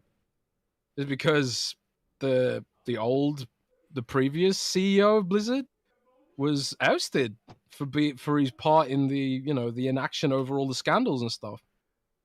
So I don't know. I think like the frustration on my part is just like, what do people want? Speaking completely practically, you can't magic content out of thin air. You can't do it. So at that point, you're just choosing to be mad. I don't know. That's how I feel about it. Because we've known for a year that the game's in a, well, almost a year that the game's in a bad state, the live service. It's not news, you know? I don't know. Whatever. All right, well, yeah, that's the Halo talk. Let me get some of these super chats. What's chat saying about all this, Jez? What are they saying? Achievement says they need to move MCC devs to Infinite for content. I don't think there's many devs on Master Chief Collection. I think there's maybe like 10 or 12. There's really not that many, at least from what I was told. Crabs Are Evil says, imagine fumbling as much as 343. Please, Jez, speak to Phil. Get him a pint. Sort it out, mate. They know. That's the thing. They know. They know how bad things are. But it's all just time, really. Dan Arrow says, why does 343 get the blame, but not Xbox Game Studios or Microsoft? Well, I mean, that's a good point, actually. Because we've heard before that, some of the issues with 343 is Microsoft's tax policies revolving contractors, which is actually an issue with it's actually an issue with Washington State, I believe, from what I've heard. So, is there something Microsoft could be doing on its end as a structural level to improve the situation? Maybe there is. We don't know what it is. Without having a frank, on the record conversation with Bonnie Ross, we don't know how much Microsoft is to blame about this. But for my money, I think, yeah, they probably do share a bit of the blame, and probably less. They're not getting as much attention about it. Yeah, I would agree with you. I'd agree with you. There's blame. There's blame to go around, right? You can blame Phil Spencer. You can blame Matt Booty. You can blame Bonnie Ross. You can blame the leads at 343 for poor planning. Whatever. I mean, I blame Rand. That's not my fault. It's definitely not my fault. You didn't make enough videos being mad about it. That's what it is. Yeah. If you'd have made 10 more videos about how terrible 343 is, the game would be in an amazing state right now. I don't really like to make mean-spirited content about something. You know what I mean? That's how, not necessarily everyone mean. On Twitter says you have to be angry to get what you want. Yeah, but the thing is, I'm not angry because I don't play Halo. So I'm just disappointed to see one of my favorite franchises like fall from grace. Like, how is Forza Horizon 5 bigger than Halo Infinite? Halo Infinite's got a free-to-play multiplayer, and Forza Horizon 5 is paid. Like, how did Forza Horizon become the flagship of Xbox? That is. You were asking earlier, what's the flagship of Xbox? It's Forza. It's Forza, and maybe it'll be Elder Scrolls when it comes out. Maybe I'm just saying, like, how did you get there? Like, a spin-off of Forza becomes bigger than Halo. And is more played than Halo. Look at the most played charts on Xbox. Forza's more played than. How is that possible? And it just speaks to, my thing of like, maybe 343 is not the one cut out to run to have the franchise. But you probably like. I hope Joseph Staten is the man for the job. If he can clean everything out and get a clear vision, and 2 years from now we're like, man, Halo's amazing again. Everybody's happy. That'll be the perfect fairy tale ending to all this. You know? Yeah. But people, it feels like we're almost every podcast, the solution is... Yes, Forza is a better away. game. True Alley says because Forza is a better game. It is a better game, 100%. Forza Horizon has been a better franchise for a longer time now than Halo is. You know? But, like, you're talking about where Halo's popularity was and where Forza started from nothing. It's just interesting to see one franchise rise while the other franchise falls. You know? And the mismanagement at 343 and what's going on here is also leads to the talk of, does Xbox, Matt Booty and Phil Spencer know what they're actually doing with studios? Because if you can't manage your biggest studio with your biggest IP, how are you going to manage all these other studios? And that constant perception that, you know, they have management problems with other studios is also largely because of how 343 has been handling Halo for, since basically Master Chief Collection. Either way, moving on from that, I'm going to get the rest of these super chats. Chris R says, Sea of Thieves went through a live service pain. It took a while, but now they have 4 different teams making staggered content. Now they're in a good shape. Indeed, and maybe that's the future of Halo. You know, their first few seasons or whatever weren't the best, and I mean, Sea of Thieves also launched with the lack of content. You know, you go look at the reviews for that game, I think it's like a 60 on Meta, but, you know, it's one of them, it's Xbox's biggest new IP of last gen. I mean, you could make the argument Sea of Thieves bigger than Halo at this point. You know? Did Microsoft give an update? Well, has Microsoft given an update about how many players Halo Infinite's played since they said 20 million? Have they said it's reached 30 million yet? No, I think Sea of Thieves got to 30, didn't it? I mean... Yeah, Sea of Thieves, it might be a bigger game, but I think, like, Halo Infinite's the one you recognize, right? I think this is ultimately another source of, like, the anger around Halo. Like, even if you're not a Halo fan, Phil Spencer himself said it. It damages the perception of Xbox itself when your flagship franchise is being mismanaged so badly, especially in a world that Microsoft wants to live in. Microsoft wants to live in the service game world.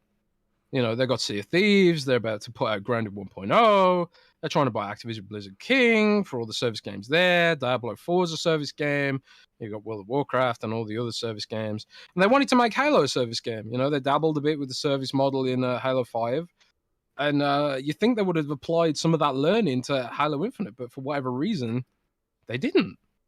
They really didn't. And that is the scariest thing about this for me, as someone who doesn't care about Halo, is like, you know, are you casting that sort of doubt over everything now with Halo? Because that's the one franchise where you'd think they could nail it. But thank God we have Forza Horizon, right? Achievement says 343 delayed the season not because it won't be ready by November, but to ensure that it's closer to Season 4 launch and 3-month seasonal releases in 2023. Yeah, they do need to get that 3-month release cadence, because 6 months and 10 months aren't they aren't very they're not good. They're not good at all. 3 months is the right spot. And they did say, it's like, kind of funny that Diablo Immortal came out in May, and it's already on Season 4. I know it's a mobile game, but it's just like, how's Diablo Immortal, you know, rocking a better service than Halo Infinite right now? Oh, man. Defside says, here's to the Jez podcast, according to SkillUp. Laughing my ass off. Yeah. Did SkillUp, was SkillUp in here? Did I miss SkillUp in the chat? Or I don't think so. I think he said it somewhere else. Okay. Andrew says, so is Bonnie Ross then 343's Putin? I don't know. I mean, she's in charge of 343. It's her baby, right? Gaston says, now that Rand is gone, Jez, can you talk about how awesome a turn-based Peppa Pig MLP crossover walking simulator with payload and elements would be? Oh my God, that'd be so sick. In fact, put 343 on that. Oh jeez, they can't screw that up, right? Nah, man, if they did do that, like 343 would be coming out with some kind of like dev blog saying, "Oh, the season 2 of Peppa Pig free to play pay-to-win game has been delayed because of developmental problems." Oh God, can you imagine? Yeah. Metal Morbo says Ackman did a great video on the Halo downfall. Recommend watching. Miguel says Bungie was Halo. Chamba? What? Actman lost his channel, right? His YouTube Yeah, but channel. he goes demonetized, but he's remonetized. So. Oh, that's good. Good for him. Bungie was Halo, says Miguel. They gave Microsoft and 343 the blueprint on how to handle Halo moving forward. Anthologies, ODST Reach, for example. Toad Pack Shakir says the studio that makes Splitgate literally explained their ending development because they are building a new FPS on Unreal Engine 5 with all the new talent and investments they've gotten. Yeah, they put out that statement earlier. That's fair. I was just sort of reaching for an example of a service game that just quietly shut down. I mean, there's loads like I don't know, like Ubisoft Battle Royale, stuff like that. Hyperspace, yeah. Yeah, it's because like nobody cares or feels invested in the franchise. But if you go on like Xbox Live and look at one of the most popular games being played right now, Halo's still pretty high on that list. So like, it's kind of almost like, is there a division of opinion here? I honestly don't know. Are most people just playing Halo happily and ignoring all the drama surrounding it? The casual free-to-play audience? Or, is there a serious problem with it? I honestly don't know. I'm just asking that question for the sake of discussion, Yeah. JD Gamer says Halo Infinite is not a bad game. If it had launched as every other Halo launched, we would have celebrated it as the best Halo since Halo 3. It is a mediocre live service, lacking in content, though. Shaking my head. And Flame says, I have more faith in Splitgate devs than 343. Just saying. Yeah, maybe Microsoft should buy them. Yeah. Let's see. Is there any more? Yeah, there is. Damn, I don't know if I should say this on the podcast. Just say it. Yeah, but it was something... Say it. Okay. Mm-hmm. All right, I'll say it. I'm not gonna say who told this to me, and where this person even worked. But he was in the industry, and he told me that the only thing 343 was good at was spending a lot of money. Well, he actually used the word shit ton. Was spending a shit ton of money to make mediocre games. Yeah. See, that's where my anger is thinking about how that money could have gone to Gears. And I joke about it, right? But seriously, imagine if that money had gone to Gears 5 and having a bigger team and sort of, because they had some serious ambitions for Gears 5. They had like, there's semi-open world things and like the very mild sort of progression system with the robot. Imagine if they'd had a bigger budget, a bigger team to hire more devs, and they could have pushed that out there. And I also think about Gears Tactics, which I heard had a DLC planned, which was scrapped, and also had a management layer, which would have taken the game to the next level. Because they basically made an XCOM game that had less features than XCOM because it had no management layer. It had no you have to manage your base and your resources and stuff like that. There was very little of that in Gears Tactics, and I heard that they had that planned, but it was scrapped, because they wanted to keep the budget lower. Now, I think like all the money that has been wasted on Halo Infinite could have gone to those games or any game, any game. It doesn't have to be Gears just because I like it. Could have gone to any games, any of these innovative studios, and it's been squandered at 343, arguably. Master Chief Collection screw up, and then you've got this screw up and having to fix this and all the technical debt they've got to run through and rehash the engine and all that kind of stuff. That's where the anger comes from me. And it's kind of like, I agree that there has to be, a point where they just say enough's enough, enough's enough. We can't keep doing this anymore. It's a money black hole. Or, we could be doing other things, How do you even approach that conversation? Because Halo is Microsoft's biggest franchise. Was. Well, it's the most recognizable franchise this side of Minecraft, Yeah, well. Forza's probably as recognizable now. After they get Call of Duty, and they'll be taken one step down. But Batnap in the super chat says, all I'm hearing is that we have to wait even more. Yeah, that's the thing about He's right. Wait more for Halo to get better, I guess, or maybe not. Maybe it doesn't get better. Who knows? Highlander says, I have more faith in World of Warcraft coming to Xbox before 343 fixes Halo.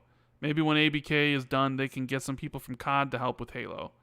I don't think World of Warcraft's ever coming to console, is it, Jez? I think we've talked about that before on the show. I'm pretty sure you said it wasn't. Yeah, it's never coming to console. Kai... But they might do some kind of WoW spin-off action game or something like that. I think there'll be some kind of WoW on console, but it won't be World of Warcraft itself. Kai, he says, do you think Microsoft's handoff approach to their studios is a bit too hands-off?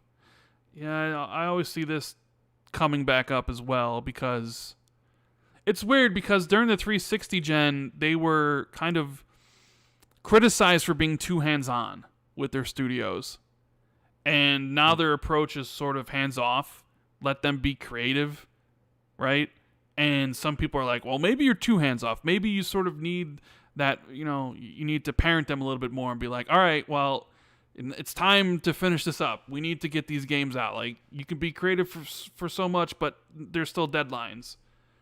We'll find out when these games start releasing, Kai, if their hands-off approach is the right approach. If Hellblade 2 comes out, if Avowed comes out, and these games are all amazing, that'll answer your question, I think.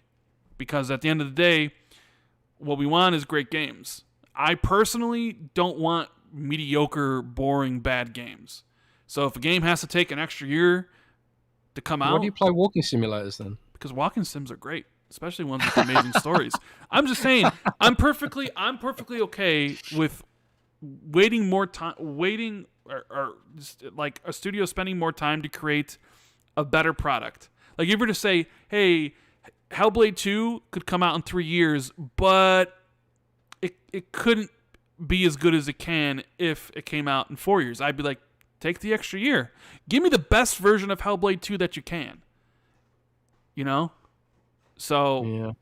That's where I'm at. I don't know if anybody else is the same way, where like maybe you're like, I don't really care. Just give me the product as fast as possible. Personally, I just want the best product, so I'm okay with them taking more time. We've already been through a gen where, we had mediocre games. I don't want to go through that anymore. I'm sorry. I just don't. Metal Morbo says live service bubble is real. Achievement says Spawncast said Microsoft never owned Bungie. True? ? They didn't, did they? They just had some kind of very close relationship contract or something like that. I mean, I'm not 100% sure either way, frankly. Someone in chat might know better. I mean, Spawncast. I mean, is it Spawnwave who said that, or is it someone on the Spawncast? I mean, I think the idea that Microsoft didn't own Bungie, somebody's got to know in chat. I mean, Microsoft owned Bungie because then Bungie bought themselves out from under Minecraft or Microsoft, and then Microsoft had stocked. I mean, this would be easy. You just Google it. Let's see, Google Microsoft buys. I'm sure there's an article here from 2000. Bungie. Yeah, it said Microsoft acquired Bungie in 2000. Yeah. Okay. So that's really strange that they let them go. I think it's very strange. I think everybody was going to leave the studio. I think it was one of those things where like their contracts were ending or something with like major players, and those people were just going to just leave and then take everybody with them. So it was like Xbox is like, well,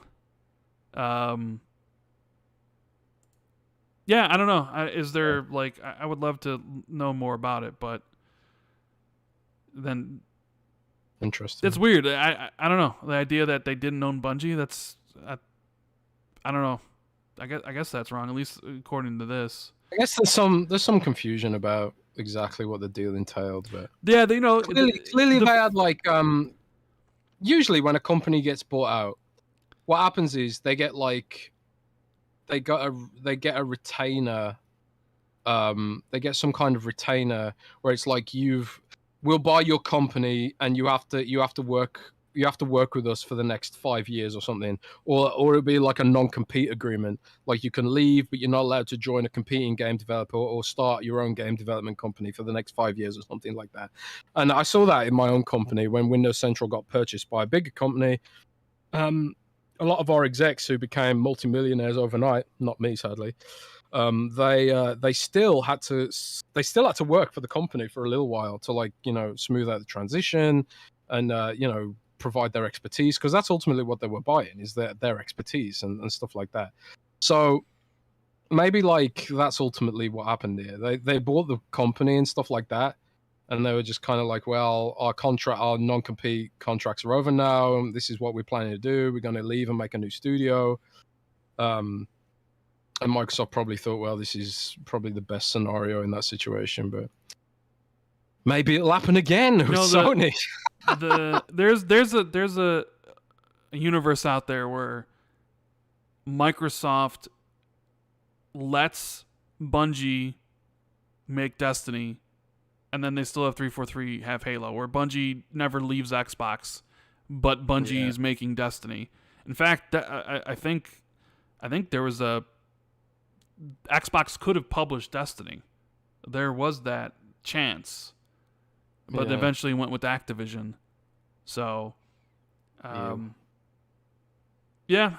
still remember reading that like news. I think when that broke, it was like, Bungie and Microsoft have split up. All right, like Bungie bought their freedom back from Microsoft. I was like, excuse me, like what?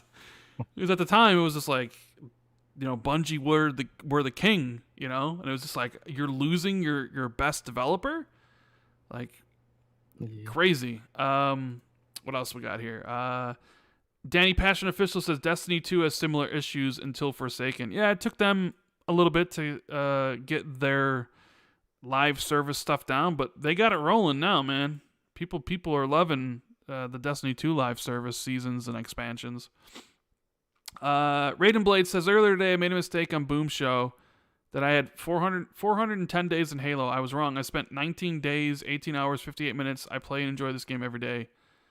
343, take as much time as you like, no rushing, says Raiden Blade. Yeah. See, it's really annoying because there is a difference of opinion here.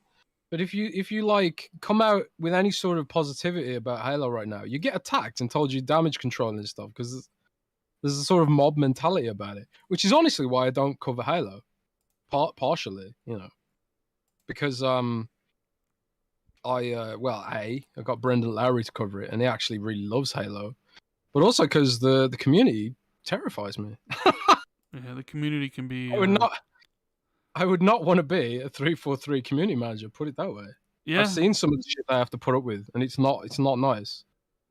So. Well, that was a lot longer discussion talking about Halo than I thought, but I guess we needed to have it. Now let's talk about Activision Blizzard Deal and the CMA.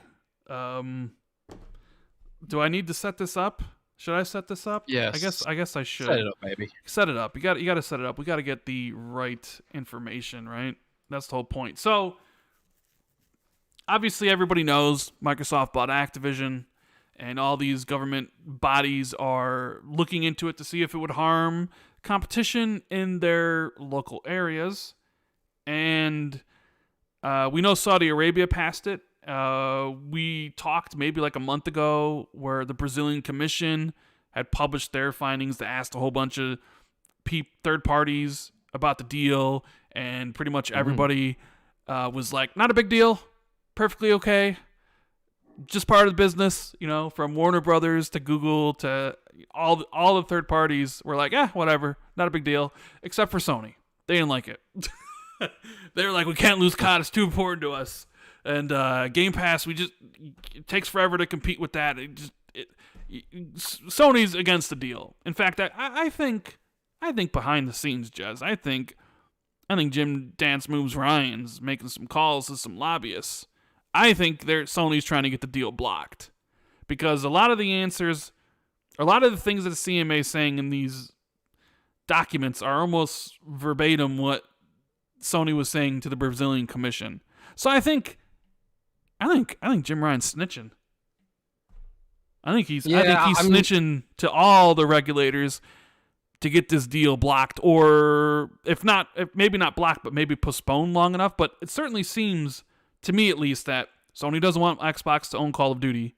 They're scared about the potential that that game could do on Game Pass, and it would be best for Sony for this deal to get blocked. Am I the only one that feels that way? no, I think that's pretty much you hit the nail on the head there for my money. I think and I agree with you that the things the CMA said are pretty much, they're all Sony talking points from that Brazil stuff. I will say though, Rand, Bobby Kotick had an interesting statement about it. I don't know if you read this, but he implied there was more than just one country that had approved the deal. Yeah. Well, we know about Saudi Arabia, but we don't know about any of the others. So yeah, but the thing is, like, what the fact of the matter is, this isn't not going to get blocked because Sony can they can delay. They can do their the little calls with the UK regulator, and frankly, the UK regulator is worth trash. The UK government is garbage, and the current minister of technology in the UK asked Microsoft at a hearing when Microsoft was going to shut down algorithms. Did you know this? They can just shut down them algorithms, huh? Yeah. The head of all technology in the UK, the minister, asked Microsoft when they were going to get rid of algorithms. The mathematical concept of algorithms. Apparently, Microsoft has control over that. So I don't think the CMA knows jack shit, and everything they said is literally what Sony told them to say verbatim, like you said. And the fact of the matter is, if this goes to court, which it would, they would lose. They would lose hardcore style and cost the taxpayer millions of dollars, pounds, probably. So I don't think the CMA wants this to go to court. And as soon as they actually sit down with Microsoft and talk it through, they'll realize they haven't got a fucking leg to stand on, and they'll just let it pass. Because they don't want it to go to court. And I'll tell you why they don't want it to go to court. It's because the UK has no fucking money. The UK government has no money. And if it goes to court, it'll be a hell of a lot of waste of time, wasting everyone's time, because Microsoft's in third place. You don't regulate a company from being in third place. This is about competing with Tencent and Amazon and all these other companies. And this is about shareholders getting their right to a return on their investment in Activision, which ain't going to happen any other way, because Activision's share price is never going back up to what it used to be under any circumstances. The only way they get a return on their money is if this deal goes through. And gamers want it to happen. Microsoft, Activision shareholders voted for it to happen. The only people who don't want it to happen right now is Sony, and they don't have a legal mechanic to stop this from happening, because it doesn't put Microsoft in first place. It doesn't harm competition. It enhances competition because it forces Sony to try harder. If Microsoft comes and says, well, we'll make Call of Duty $60, how does that harm consumers? While Sony's pricing its games at $70, and Microsoft can come back and say, well, we'll price this game at $60, that helps consumers. So how can they argue that it doesn't help consumers? It'll also force Sony to make more service games to compete, in the spirit of competition. So, there's a slew of legal arguments, easy legal arguments and concessions that Microsoft can make. So for my money, I think this is ultimately going to end with Microsoft putting it in writing, not just marketing, but some kind of, agreement that Call of Duty will remain on PlayStation for however many years after the fact. And they'll just put it in legalese for the regulators to understand. And then they'll investigate it and be like, oh shit, we don't want to take this to court. Fuck that noise. And then it'll just sail through, and that'll be it. That's how I feel about that. I have literally no faith in any UK government institution to do anything for consumers right now. So even if there was a kind of vague competition's risk right now, they wouldn't block it. So ultimately, it's going to be about what benefits them, the competition's body. And for them, the benefit is not having to go to court. So that's what it'll go through. It's not about consumers. It's about how much money they can get out of it. And when they realize they can't get any money out of it, they'll let it go through. Because that's how the UK government works. So I'll read some of the things here from their findings, just for people who maybe haven't heard, or for any of the audio listeners on Spotify and iTunes, which, by the way, do us a big favor. Make sure you leave us a review on Spotify or iTunes. 5-star review would be great. And if you're listening live here on the YouTube, make sure you hit that like button. And if you haven't subscribed yet, please do hit that subscribe button. CMA says they're concerned that Microsoft could use its control over popular games like Call of Duty and World of Warcraft post-merger to harm rivals, including recent and future rivals, and multi-game subscription services and cloud gaming. They also go on to say that they're concerned that if Microsoft buys Activision, it could harm rivals, including recent and future entrants into gaming, by refusing them access to Activision Blizzard games or providing access on much worse terms. And that they've received evidence about the potential impact of combining Activision Blizzard with Microsoft's broader ecosystem. Microsoft already has a leading gaming console, a leading cloud platform, and a leading PC operating system, all of which could be important to its success in cloud gaming. True, I would agree with all that. However, I said this in my video, Jez, but does Microsoft really have a leading gaming console? Is being third place out of 3 entrants leading gaming would you classify that? I mean, the PlayStation guys love to say that Xbox is always last place. Can you really say that Xbox has a leading gaming console in a market where they're dead last every single time? Yeah. I don't know. Sure, leading. And it gets even more crazy when you factor in mobile. Yeah. And they say they're concerned that Microsoft could leverage Activision Blizzard games together with Microsoft's strength across the console, the cloud, and the PC operating systems to damage competition in the nascent market for cloud gaming services. Okay, fair enough. I think everybody knew this deal was going to be scrutinized. I didn't think it should be. It should be scrutinized. I mean, it should. Yeah, I didn't think it was gonna just pass willy nilly. I didn't think this was gonna pass this year. I've been saying that since the beginning. There's a lot of people hopeful that it would. A lot of people hopeful that it would either pass in September or October. It doesn't really look like that's the case. But the interesting thing isn't like they're going for an in-depth investigation. It's the PlayStation stuff, because it doesn't make any sense to me at all, right? This quote here that says, the CMA is concerned that having full control over this powerful catalog, especially in light of Microsoft's already strong position in gaming consoles, operating systems, and cloud infrastructure, could result in Microsoft harming consumers by impairing Sony's, Microsoft's closest gaming rival, ability to compete. Like, the idea dumb. Like, the idea that consumers would be hurt because Sony's hurt is absurd. Like, so they're basically saying, so if Microsoft gets stronger, which then Sony would get weaker, that hurts consumers. Like, excuse me? This whole thing reads like the CMA is trying to protect a market participant instead of the market itself. Like, they're worried throughout this whole thing, they're worried that Sony losing their number one position in this market would harm consumers. It's really dumb when you factor in the fact that Sony just put up the price of the PlayStation 5 in the UK as well.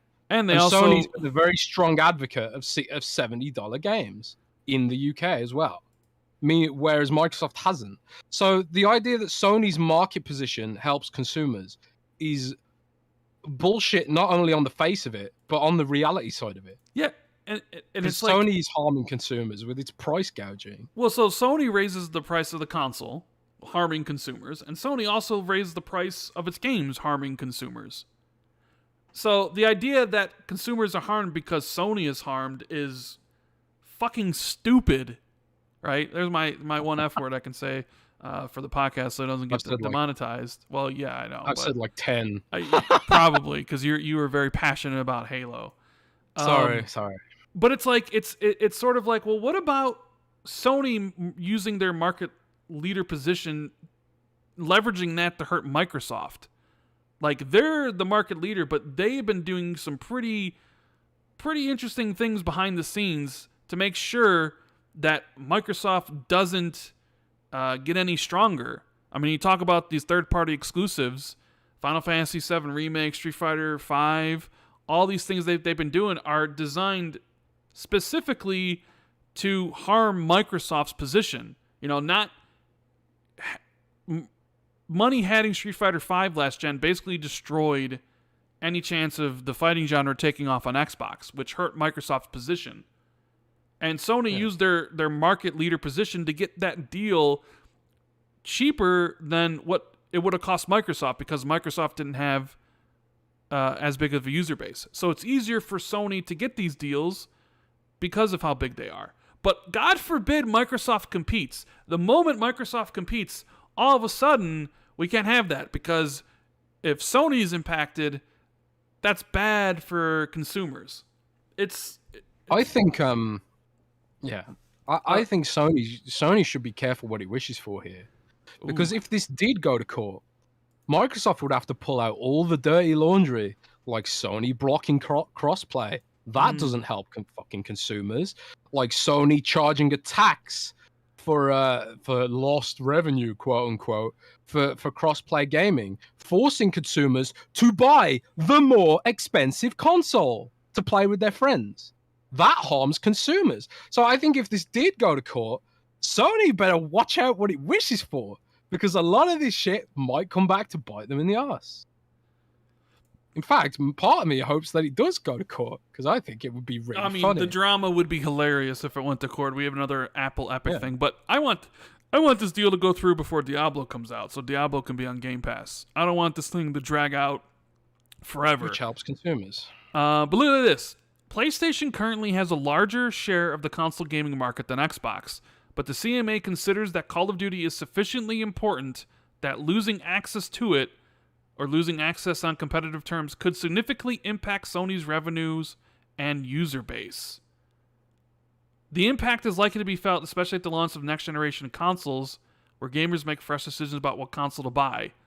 I mean, this reads like just pure PlayStation propaganda. Like Jim Ryan's literally feeding them lines about what to say. The CMA believes that the merger could therefore significantly weaken Microsoft's closest rival, to the detriment of overall competition in the console gaming. I don't get that. So, like, the idea that Microsoft getting stronger by buying Activision Blizzard weakens competition in console gaming because Sony gets weaker, because Sony's revenues decrease and their user base decreases, therefore the competition decreases? Like, what? And, like, this idea here that not having Call of Duty is sufficiently important, right? Like they say here, CMA considers that Call of Duty is sufficiently important that losing access to it, you know, it would impact Sony's revenue and user base. Nintendo doesn't have a goddamn problem running their whole ecosystem and their hardware business and software business without Call of Duty. They sell more than PlayStation. There's no Call of Duty on that console. And you can make the argument it's doing better than PlayStation. How are they doing as well as they are without Call of Duty? You know? How, like... So that's why, like, this is just delay / formalities, and all their talking points are Sony talking points.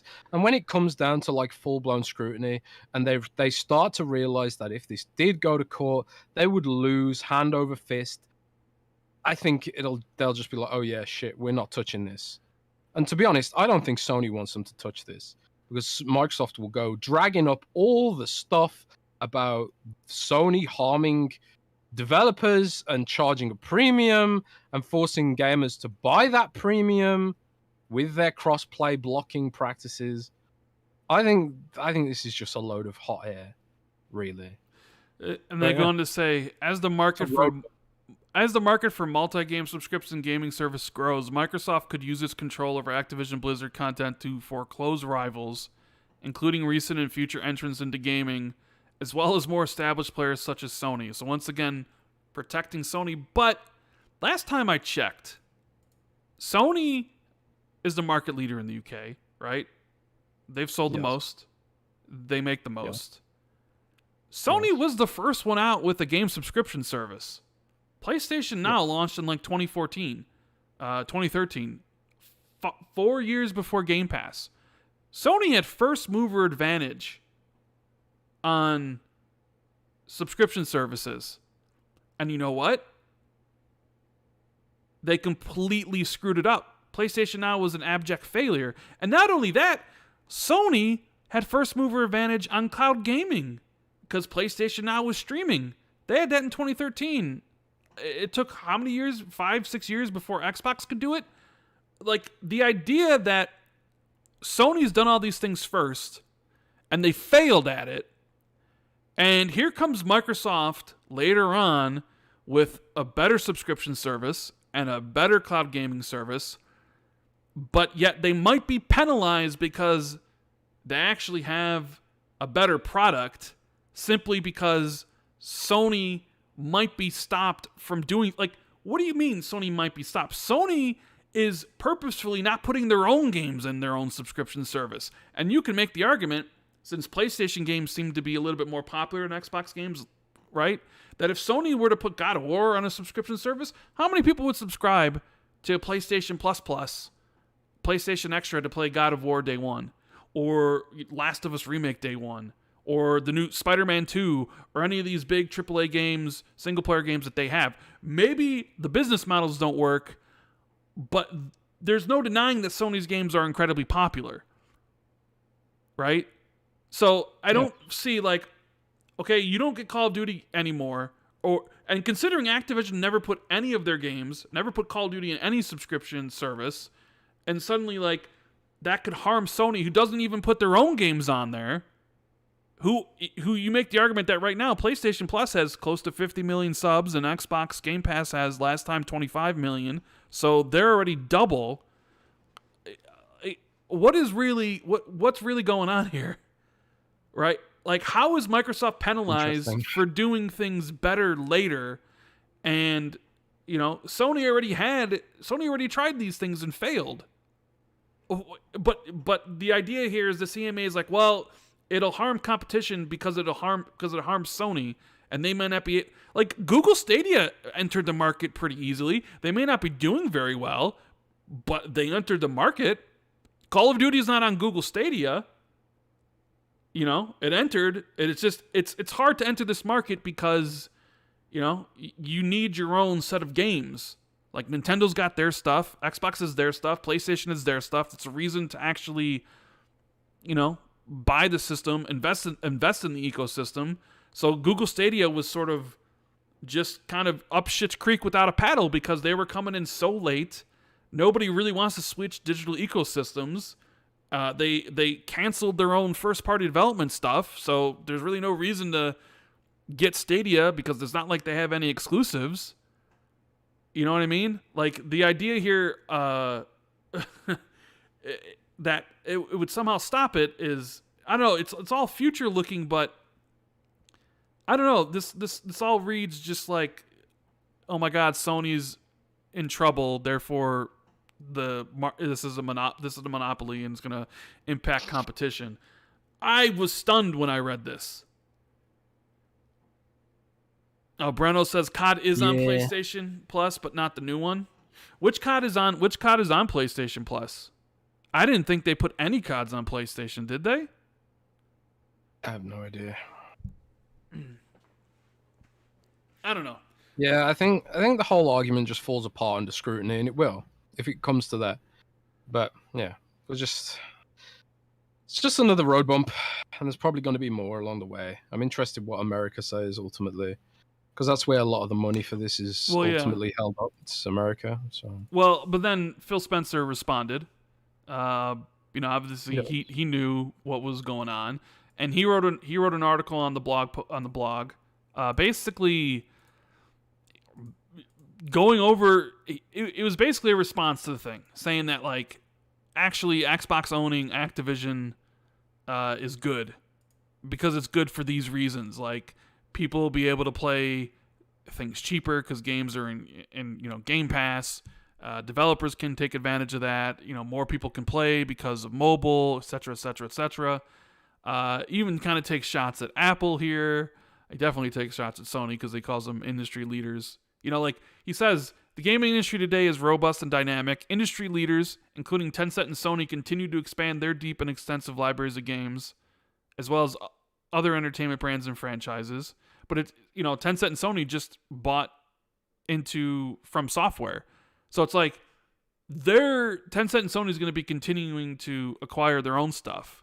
And the idea that like Microsoft acquiring something shouldn't happen because it might affect Sony is a bad thing. Like where do you draw the line between just competition where what you do does affect your rival and it hurts them and that's just okay because that is the definition of competition, versus like where's the line where it's like, okay, this is really monopolistic and you just can't come back from this, and this is just like you are stomping out the competition. Because I don't get that with Call of Duty, but apparently Sony feels that way. But Phil did say that they're gonna intend to make Activision Blizzard's much-loved library of games, including Overwatch, Diablo, and Call of Duty, available in Game Pass. That's the first time he really mentioned those. So Overwatch, Diablo, Call of Duty in Game Pass. He doesn't mention day one, but I'm assuming that's what it will be. And then he said, in doing so, we will pursue a principled path. We've heard that this deal might take franchises like Call of Duty away from places where people currently play them. That's why, as we said before, we are committed to making the same version of Call of Duty available on PlayStation on the same day the game launches elsewhere. We will continue to enable people to play with each other. Not what happens. What? It's currently not what happens because Sony money hats the beta. So that'll be better for consumers as well. Well, I mean, they're just saying the same version of Call of Duty. So it's like, I don't think that really falls under betas. It's like, hey, Call of Duty is available. It's available, on PlayStation and Xbox at the same time. I imagine they would, and they'd do parity. The only thing that won't be parity is Game Pass. Sure, I agree.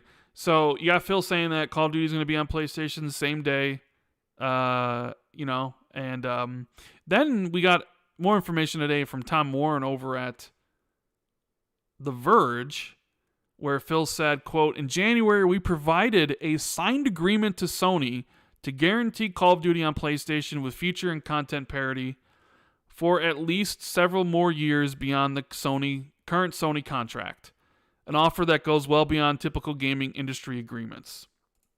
Now, so that's almost like calling out Jim Ryan, being like, you can't use this argument because we've signed this agreement. Yes. So you were right from the very beginning. I remember chat hating on you when you had your hot take that day when we did that emergency podcast. You're like, hey, Phil's a nice guy. Call of Duty's, what'd you call it, a ritual? Call of Duty's a ritual. Call of Duty makes way too much money. Call of Duty is going to be multi-platform. They're going to Minecraft it. And chat hated you that day. Chat hated you. And maybe some of them are hating you today for your Halo take. But either way, my great Halo take. It sounds like you were going to be right the whole time, because they've talked about this. Where Phil made his tweet about how we have a desire to put it on PlayStation or keep it on PlayStation, and we kind of sat there and be like, well, what did Phil really mean? He used the word desire. Like, I desire to be super skinny, which I'm actually trying to get to. I lost like 20 pounds, by the way, so far. So nice. So far, so good. Randall skinny. Yeah, Randall skinny. And then when I get super skinny, we'll be on camera, feeling good about ourselves. It'll be a whole thing. But yeah, so feeling good about myself, because, diets are hard, and I'm only eating like 1,300 calories. So I'm trying to do my best. But either way, Not a lot. we talked about, you remember that, right? Going over Phil's thing. Like, what does he mean by desire? What does this really mean? And then, well, you get this thing about coming the same day. And it's like, okay, well, that's really apparent. You got Brad Smith saying that, what Brad Smith said, which I don't have the quote in front of me. And now you have this one where sort of mirrored what Phil said. Yeah, now you have this one where Phil's like, we signed we signed an agreement with Sony back in January that we weren't going to do it. Now, the hang up here people have is the quote here about that we've signed. So we provided a signed agreement to Sony to guarantee Call of Duty on PlayStation with feature and content parity for at least several more years beyond the current Sony contract. So I believe Jason Schreier said the Sony contract ends with the next Treyarch game, because they had marketing contract for Modern Warfare 2, Warzone 2, and Treyarch's next game, which we know got delayed to 2024. So Call of Duty had to be on PlayStation until then. Phil's saying, we already signed the contract, and it's going to be for at least several more years. Now, of course, people are saying that, like, oh, well, that's, this is going to go exclusive, right? Because they only signed it for several more years. What does that mean? And I'll let you answer. So is this Phil's thing where, like, okay, you know what, Call of Duty remain multi-platform for the rest of the generation, several more years? Because to me, several more years, I when I think of several, the number 4 pops to mind, right? 4.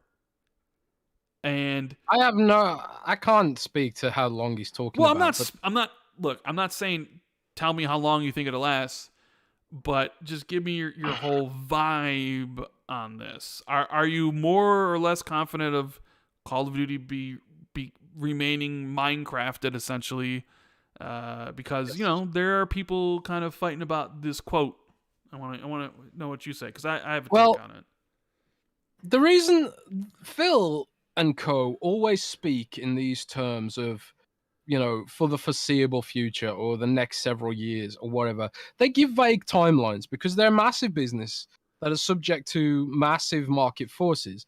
Nobody could have predicted the market turmoil that's going on right now. Energy prices in the UK have risen by like 100%, and they're going to rise by even more. No one could have predicted that was going to happen. Well, they probably could have done if they'd actually looked at, further beyond the nose on their faces. But oh well, that's a whole another political discussion I'm too exhausted to have right now.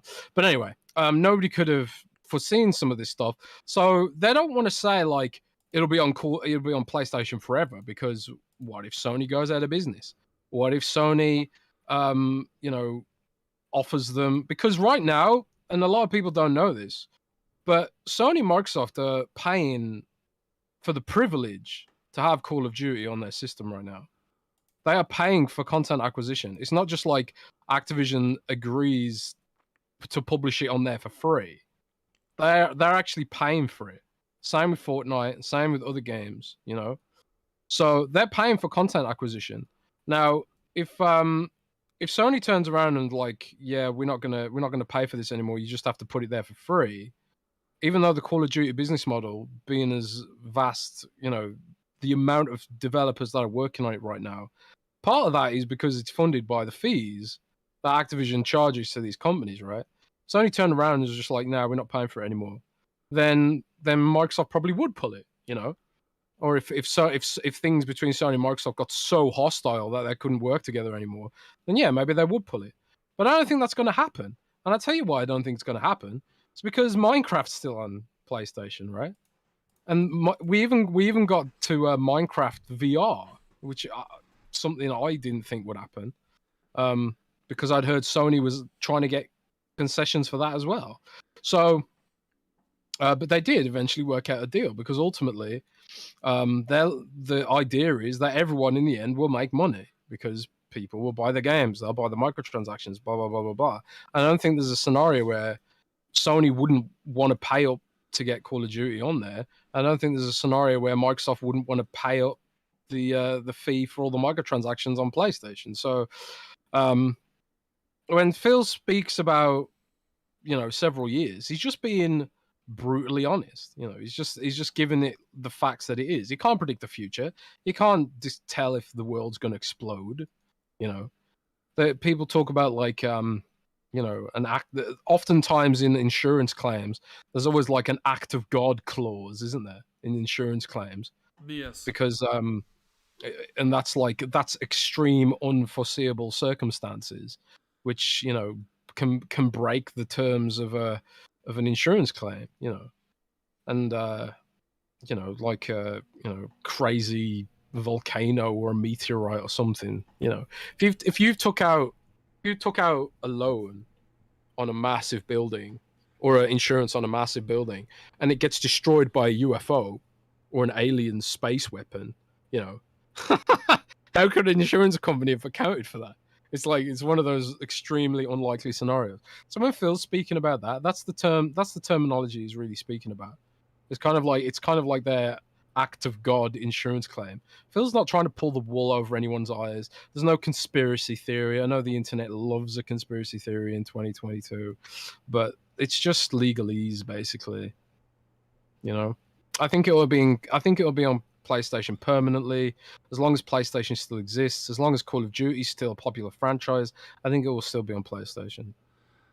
I think, like, look, I know there's a lot of people parsing the language of what is, several years that give them an out. But to me, like, you wouldn't sign an agreement saying that Call of Duty is going to remain on PlayStation in perpetuity. You're just not going to do that. So it's like, you have it for a few years, and then you probably then sign another contract for another few years, and then rinse and repeat as long as you want Call of Duty on there. Now, I think Michael Pachter, and I think even Hogue Law, I could be mistaken, I think they expect the FTC and these people to have like a consent decree where like it's going to be required that Call of Duty remains on PlayStation, right? So, and that's one of the reasons why Microsoft has been kind of from day one saying that they want the game on PlayStation, because I think one of the first things they decided when they bought Activision that Call of Duty was going to be multi-platform. I think that was one of the first things they decided that that's what they were going to do, right? So, like, they're okay with there actually then being a consent decree that Call of Duty remains multi-platform because that was something they already decided to do. So, I don't really think it means anything. They knew. I mean, they know that's where all the contention would be, from a business perspective. It revolve entirely around Call of Duty because that's where all the money is. Like, set with Fortnite, it's one of the major drivers of the entire console market. Outside of Nintendo, obviously, but for Sony and PlayStation, their entire business model revolves around the ritual that is the annualized Call of Duty. So yeah. Yeah, but the thing is, they're using several more years because they're not going to sign a contract that says forever. Because who signs a contract that says forever? So it's like it'll be whatever 3 years, 4 years, and then you'll sign a new contract. Maybe then it's like you can get Game Pass on there. I don't know. I'm just saying, like, it's not strange to me, and I don't really think it means anything sinister. Like, in 4 years, once these new consoles come out, oh baby, Call of Duty is going to be exclusive. I don't really think that's the intent. I think it's just like, you know what? Here you go. We're being forward with you, better than most, industry deals, right? Can you imagine if like Xbox got an agreement from Square Enix where they said, hey, the next few Final Fantasies will come to Xbox, and then Sony would never been able to put Final Fantasy Remake and 16 exclusive, right? So Microsoft's just like, yeah, okay, for a few years, and then when that contract comes to time to renegotiate, they'll do it again. So I don't know. Is Call of Duty exclusive 20 years from now? Maybe that's a different story. Maybe at some point Sony doesn't want Call of Duty anymore. Maybe maybe Xbox transitions so many people from PlayStation to Xbox to play Call of Duty that PlayStation doesn't want it. So when Xbox comes to renegotiate, they're like, we don't want Call of Duty anymore. And they're like, okay, you don't want it, fine. We offered it to you. You don't want it. That's what it is. But I don't really think it means anything other than like you're just not going to sign a contract forever. Yeah. But yeah, we have some super chats. Achievement says, if Microsoft has to make written exclusively verbiage, do you think they'll die on the hill of Call of Duty or all IP? Surely they want exclusives. I really don't think the CMA and all those places care about Diablo or Overwatch or any unannounced games. I think Call of Duty is specifically mentioned for a reason. So, they'll probably be fine with Call of Duty, being consent agreed to be multi-platform forever or for a certain amount of time. But I don't think I don't think you'll see the CMA or any of these places be like, you know what, by the way, if you do make a Spyro game, that shit's got to be multi-platform too. I don't think that's... Yeah, it's all about COD. It's just all about Call of Duty. Hawkrit says, I'm not surprised Microsoft already owns the PC market. This new deal has the potential to put Microsoft position to own the whole console market as well. Does Microsoft own the whole PC market? I mean, like, sure, they do Windows, but Valve runs the PC gaming market, not Microsoft, right? So I don't really agree with that. I mean, like, sure, they own Windows, so they own the PC market, but they don't own the gaming market on PC. Am I right on this, Jez? Do people view like the Microsoft is owning the gaming market on PC, or is the PC market the gaming market? I mean, they shouldn't view Microsoft as owning the PC gaming market because they bloody well do not. Right. So, they're not going to start pre-installing Call of Duty on Windows, are they? I tell you what, they might pre-install though, Candy Crush. I mean, there's no mention of. I mean, it's already pre-installed on most Windows 11 machines. And that's the whole thing. Like he says, potential, and that's just all this is. Is like, oh, it might happen. But like even with Call of Duty and all this stuff, I mean, who even knows if Xbox would own quote unquote the console market? I mean, is it possible? Maybe, sure. But there's a lot of ground to make up between PlayStation and Nintendo for Xbox to like own the market, right? But yeah, Murky says, I feel like Sony's giving Microsoft enough power to say, nah, you don't play nice, so you don't get to play with my toys anymore, bro. What else we got here? Joe says, Xbox can lose money and undercut the industry. They are $2 trillion company. Think bigger, guys.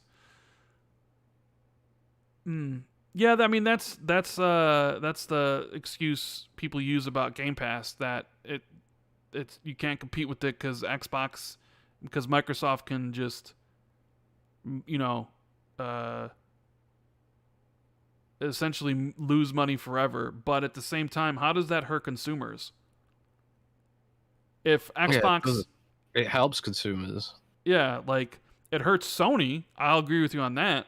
It hurts Sony. But it doesn't necessarily hurt consumers if you're offering these things for a cheaper price. Now, okay, maybe if you made a thing where like everybody gets in the Game Pass $10, and then Microsoft's like, haha, Game Pass is $40.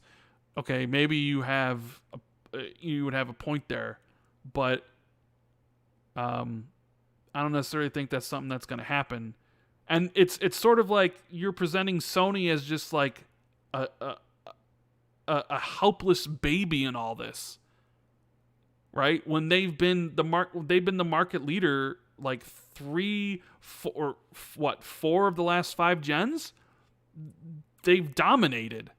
They aren't some mom and pop shop, right? Like a lot struggling. They're literally $1 billion corporation that has, next to Nintendo, the biggest worldwide gaming brand. I don't know, this idea that, Sony lost Call of Duty. Oh, well, guess what, guys? Sony's out of business. I just find laughable. Or the idea that, well, Microsoft's got Call of Duty. Now Microsoft is this behemoth. I also sort of find almost as crazy, you know? It Stuff seems like I know it seems like people are not giving enough credit to PlayStation for the business that they've built over the past generations. Just say, well, they can undercut everybody. Sony's fucked. What are you gonna do? Am I crazy? Nah, you're right. I think like Call of Duty could leave PlayStation entirely, and I think they'd be all right if they sort of pivoted a bit more to casual audiences and stuff like that, and they do eventually come out with the Last of Us service game that actually is really good. I think that's going to be that could be a potentially big difference maker for Sony on that level. But in the short term, I think it's all just hot air, and it'll go through in the end. Breno says, how is like Amazon price hikes? Yeah, but everything goes up in price. Netflix raises their prices. Amazon raises their prices. Nothing stays the same price forever. Like it's just normal course. Yeah, things rise with inflation generally. Like, generally speaking, like Xbox is like almost an outlier where I feel like Xbox does price rises less than some of the other companies out there. Microsoft's still holding out on $60 games, and we've both discussed the idea that they could eventually go to $70, but they've held out so far, for whatever reason. Yeah, I don't know. I think it'll all come down to like what's provable in court and what isn't, and Microsoft has a hell of a lot of examples to point to with Minecraft and shit like that. So yeah. MDR Mitten says, I'd be fully invested in a televised court case. Sony stepped on a bee. Yeah. Yeah. Oh God, no. Oh man, can you imagine if they're televised that? Oh, that would be That'd be a funny. nightmare for coverage. Raiden Blade said, if Sony causes the deal to fail, watch Microsoft go to every third party and buy exclusive for all of them for 20 years and keep them timed for 2 years. Keep poking the Xbox. Well, I don't think the deal's going to fail. I don't think so. If it did, that would be Jim Ryan's greatest achievement. I'd say it right. Yeah, I'd say it right now. If somehow the deal got blocked and Xbox and Microsoft had to pay $3 billion to Activision Blizzard, and Activision Blizzard became independent again, I'd be like, that's Jim Ryan's biggest accomplishment. Getting that deal blocked. I'd slowly put that on Jim Dance Moves Line Ryan. Yeah. Let's see. Darren says, even if PlayStation dropped to 5th, that shouldn't matter, especially to regulators, because competition with gaming would still exist. Makes 0 sense. Indeed it does. But gotta protect PlayStation and number one at all costs, because somehow, if they're impacted, that's bad for consumers. Somehow. Kiwi says, what if Sony sells to Amazon or Apple? I mean, Special Nick has been making the case that Sony's going to sell to Apple. But then again, Sony's a company that Japan really protects. And Apple's a big, bad American company. So they might be like, nah, you're not buying them. Neither to Amazon. But who knows? Who knows what the future holds. Let's see. What else? Dan says, Jez tweeting hard for $1 trillion company. What does that mean, Jez? What, were you tweeting hard for somebody? I don't know. Someone got triggered, I guess. Tweeting hard for $1 trillion company? Yeah, triggered. Triggered guy. Sad. How dare you? How dare you? How dare I tweet my opinions? God. Yeah. PlayStation bought a new studio. Savage Studio Mobile. Goodbye. Yeah, and I saw you respond to Colin Moriarty and said something along the lines of, this is just them following the footsteps of Xbox one-to-one, right? Mobile now. All these sort of things. PC, right? Yeah. Makes a lot of sense. Mobile, there's a lot of money in mobile. So we saw... The most money. Yeah, we saw Phil talk about one of the biggest reason they wanted Activision was for mobile, for King. And they didn't have a platform, so I'm not surprised Sony is going after more mobile studios. And you can make the argument after Microsoft acquires Activision Blizzard that maybe Microsoft should go after more mobile studios. Although nobody in chat would like that, and neither I or you would, because I want that Warner Brothers and that Capcom. But you can make the argument that probably from a business perspective, going after more mobile studios is probably the right business move. Especially if you want to get after 3 billion gamers. So, what else we got here? The Game Pass Friends and Families officially launched in Ireland and Colombia. And I believe, who's that Microsoft account that begins with A, Jez? Or whatever. You know what I'm talking about? The one that always finds back end stuff on the servers. Agiono Lumia. Yeah, he tweeted. He recently tweeted that the Xbox Friends and Family is on the U.S. server, and I think it's been being tested since April. Is what he was saying or something. So which is around when I leaked it, if you remember right. Yeah. So some of the info about the official launch of this is, let's see here. Let me get the information. Yeah, with the Friends and Family plan, all 5 members enjoy the benefits of Game Pass Ultimate with their own unique access to all the games on Game Pass Ultimate, content and benefits regardless of the device they play on. So there's like one person who controls it all, and he can invite 4 other people, but they have to live in the same country. That in Ireland it'll cost, what is it, 21 euros, which comes out to about $24.99 here in the US, which seems about right. That's actually no. It's pretty much reached parity right now, but I have heard it is going to be $25 in the US. I actually heard that back when I originally leaked it. But I didn't want to add that information in case it was wrong, because I knew a lot of people would be like, "Oh my god, that's so cheap. That can't be true." It is a very aggressive price point. $25, considering Ultimate is $15, so it's not that much more, and you can get 4 friends on it. Is it really that crazy? Because, for example, I bought a YouTube Family Premium today, and that's $17. Yeah, I bought it because I'm trying out YouTube Music instead of Spotify for a bit. Oh, okay. I say a long last. But because like I share Spotify with a bunch of family members, I was like, well, I'll try YouTube Family for a bit, and it's only a little bit more expensive than just buying one YouTube Premium by itself. And I think it's because like their analysis on user behavior is that the extra members perhaps don't use it as much as the main account holder. So it's actually like it's not a big loss. But I suppose like if everyone was constantly using it, maybe that wouldn't be so great. But I don't know. We'll have to see. Yeah, and there's some like limits. I think like the person who is paying for the account can invite up to 8 people in a calendar year. Like that's it. And like the people and I think you can only join someone else's thing like twice a year or something like that. So there are restrictions on how many people you can invite and then how many times you can join someone else's thing. So I wonder when it's going to officially launch here in the States. Probably for this fall, maybe. Yeah, I think it's probably pretty close. I wonder if they were like preparing to have it ready for Starfield and Redfall.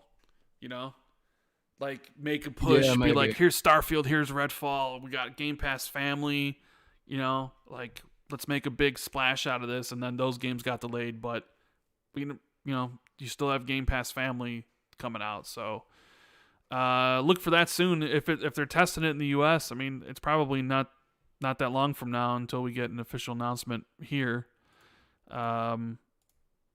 RDX NFET says PS5 is now $50 more than Series X in Canada. And Edwin says Xbox needs a Platinum Achievement equivalent.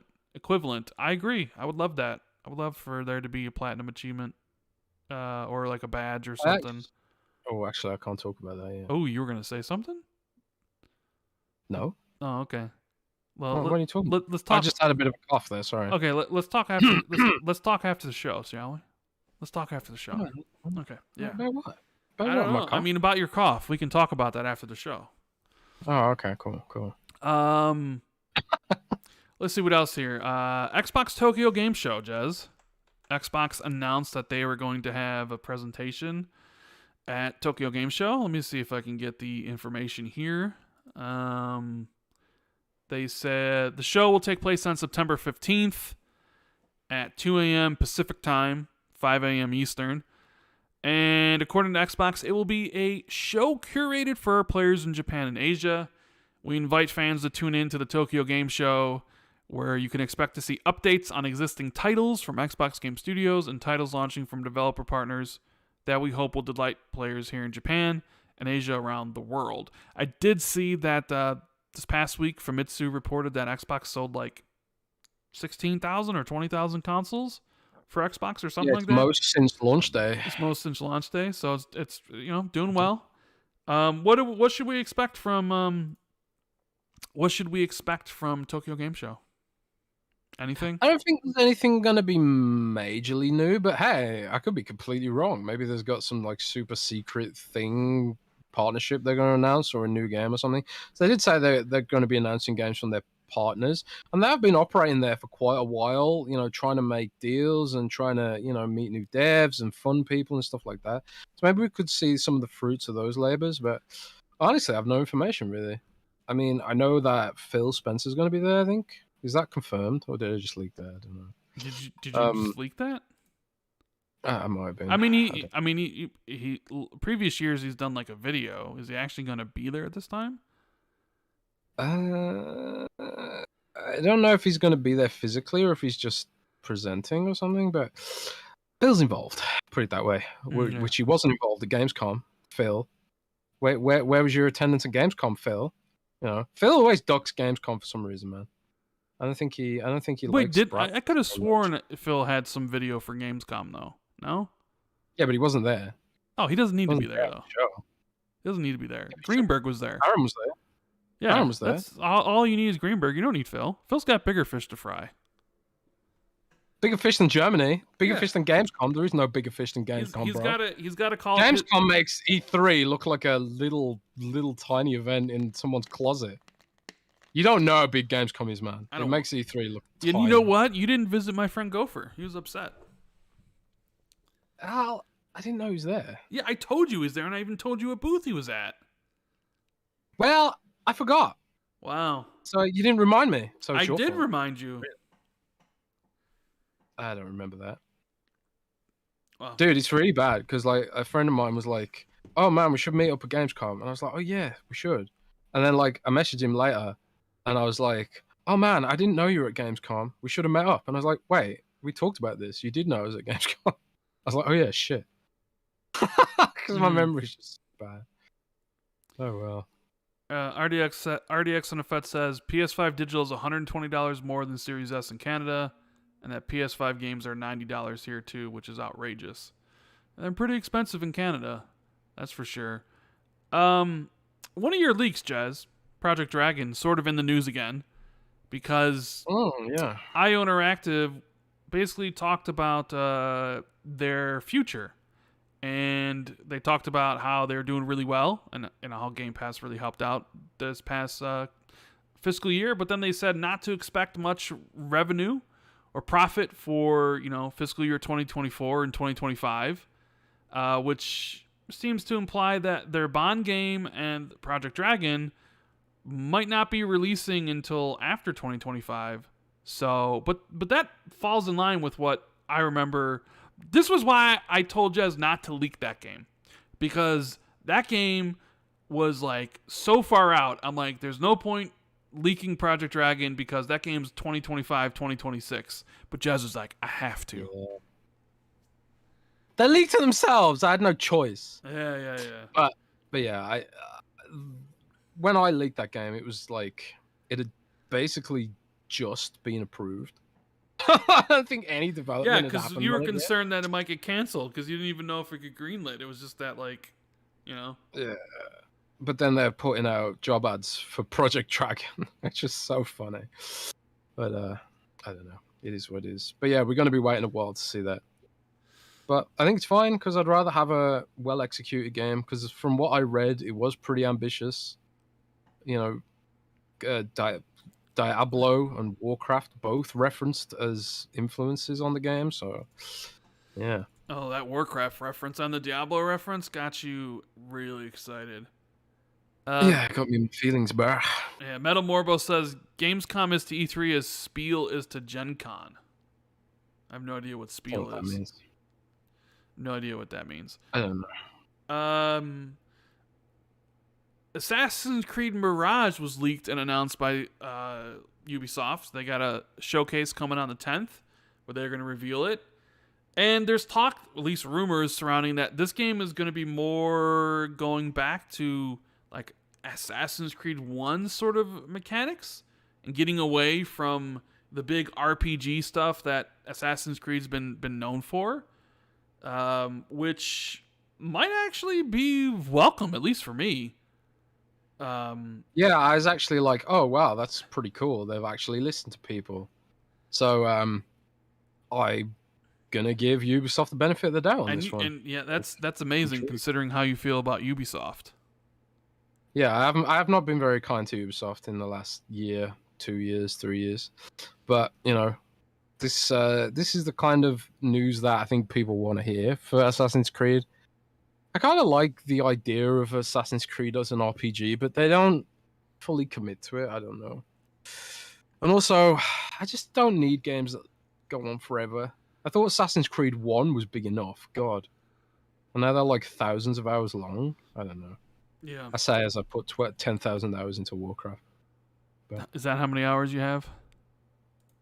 in Warcraft, I have about 14,000 hours now, I think. 14,000. Like Jesus. I need to add up all my characters because I got loads of characters too. And this new character I made just last week, I've already got 3 days played on it. So what's that? 2, 4, 6. Yeah, maths. Anyways, you know what? Let's take some questions.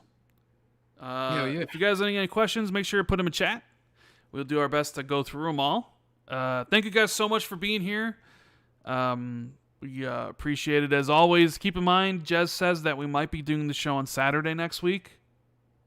Maybe even Monday, depending on German ingenuity on their trains. Apparently, it's not very good. Yes. So, definitely for sure, right now, not on Friday, 100%. Right? Is that what? 100% for sure, not on Friday, is what you're saying, right? 100% for sure. 100% not for sure. So, and not on Friday for sure. Yes.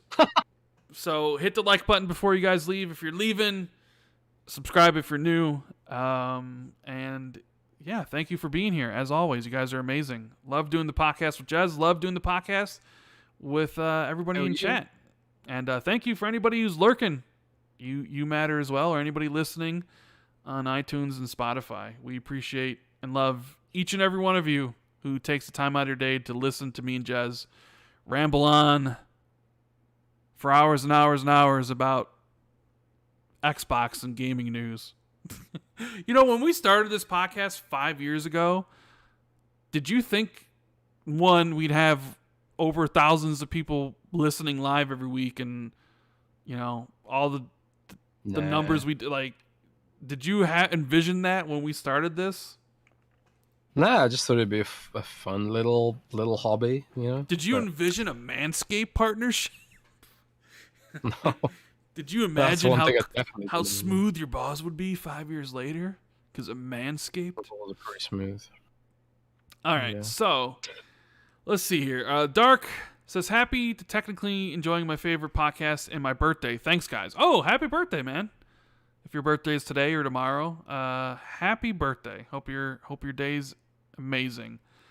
Georgie says, did you guys talk about Matt Booty's comments on Perfect Dark and Fable? We kind of mentioned it, but neither me or Jez really knows what he says. In fact, I kind of flipped what Matt said about Fable, because that stuff happened like right when we were going live, so we haven't seen his comments on either.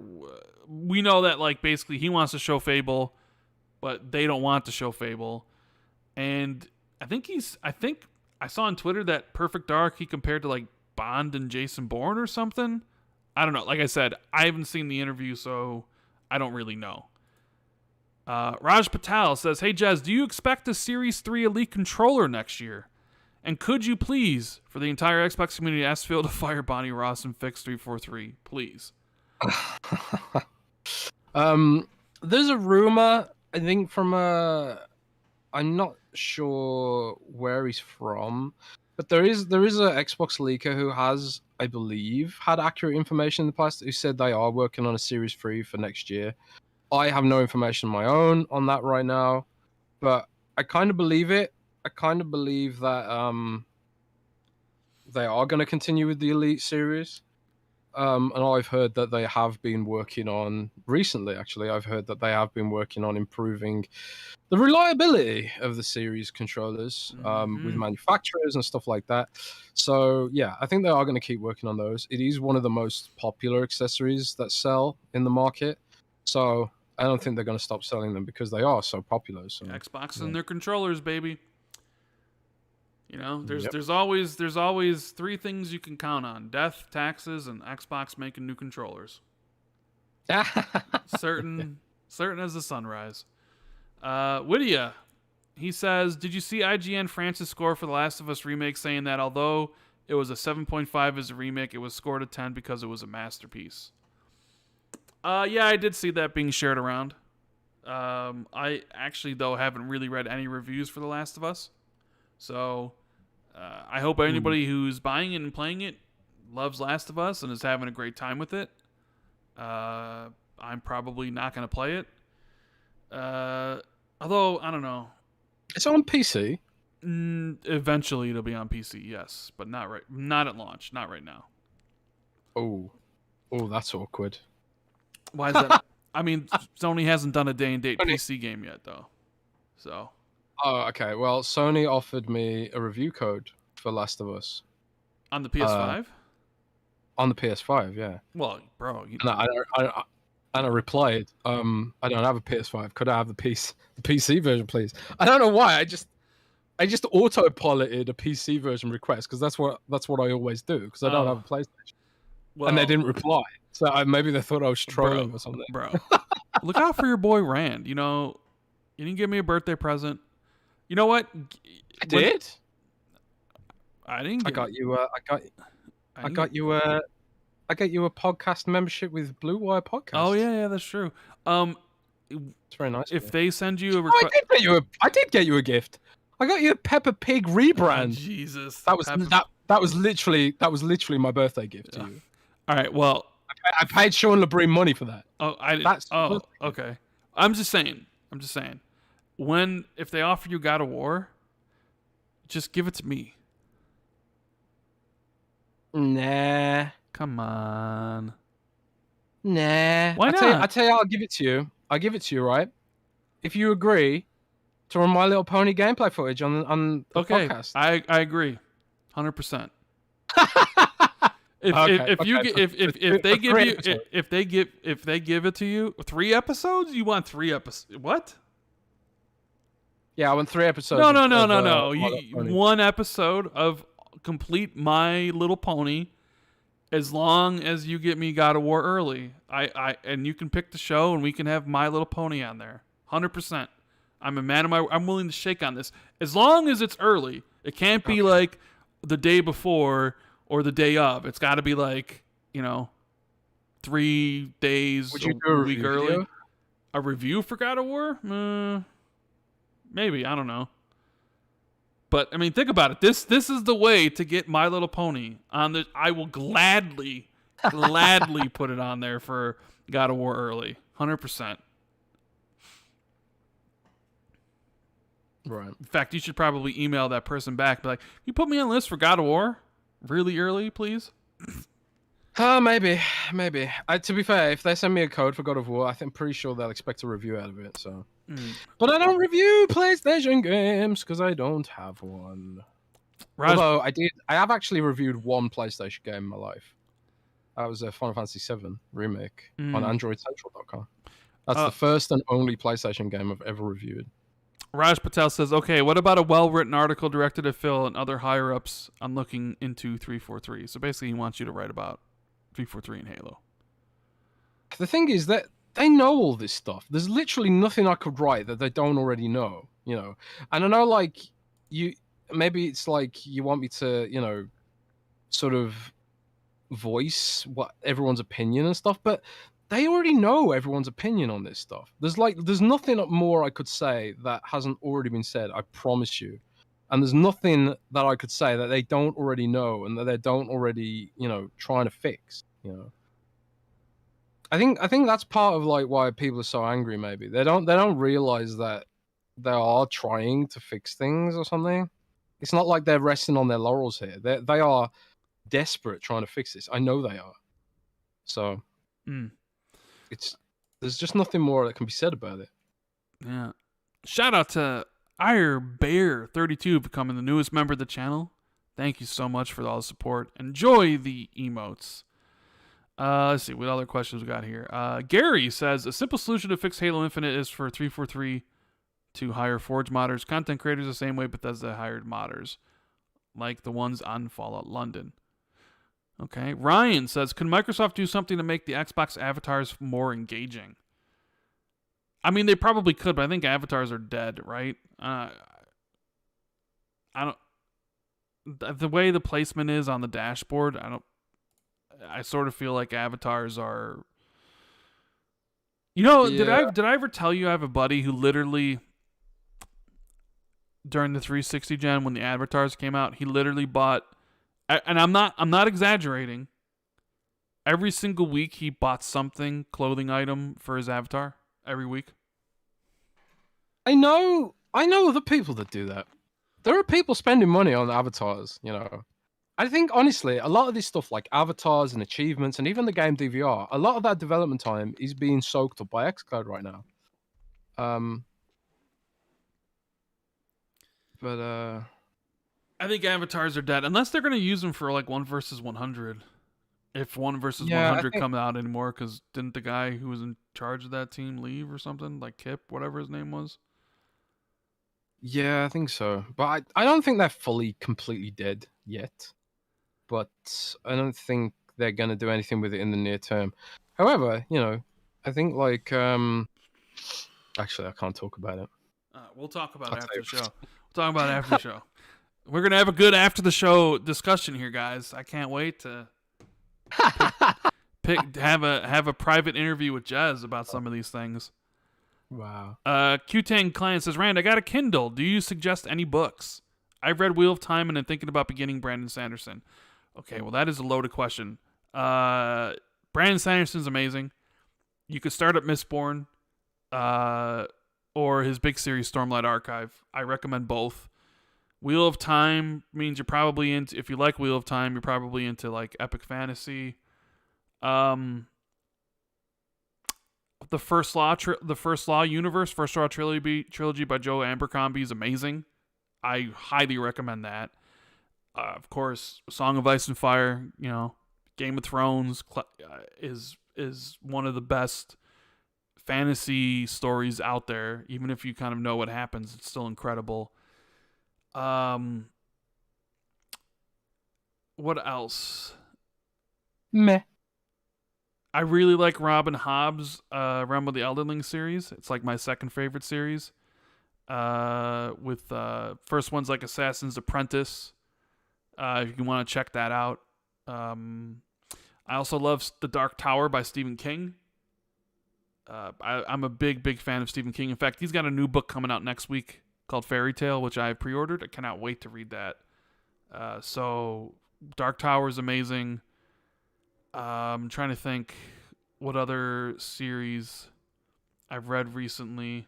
Oh, Red Rising. If you're into sci-fi, the Red Rising saga is fantastic. Like the first book is kind of just okay. It's kind of a Hunger Games clone set in like space.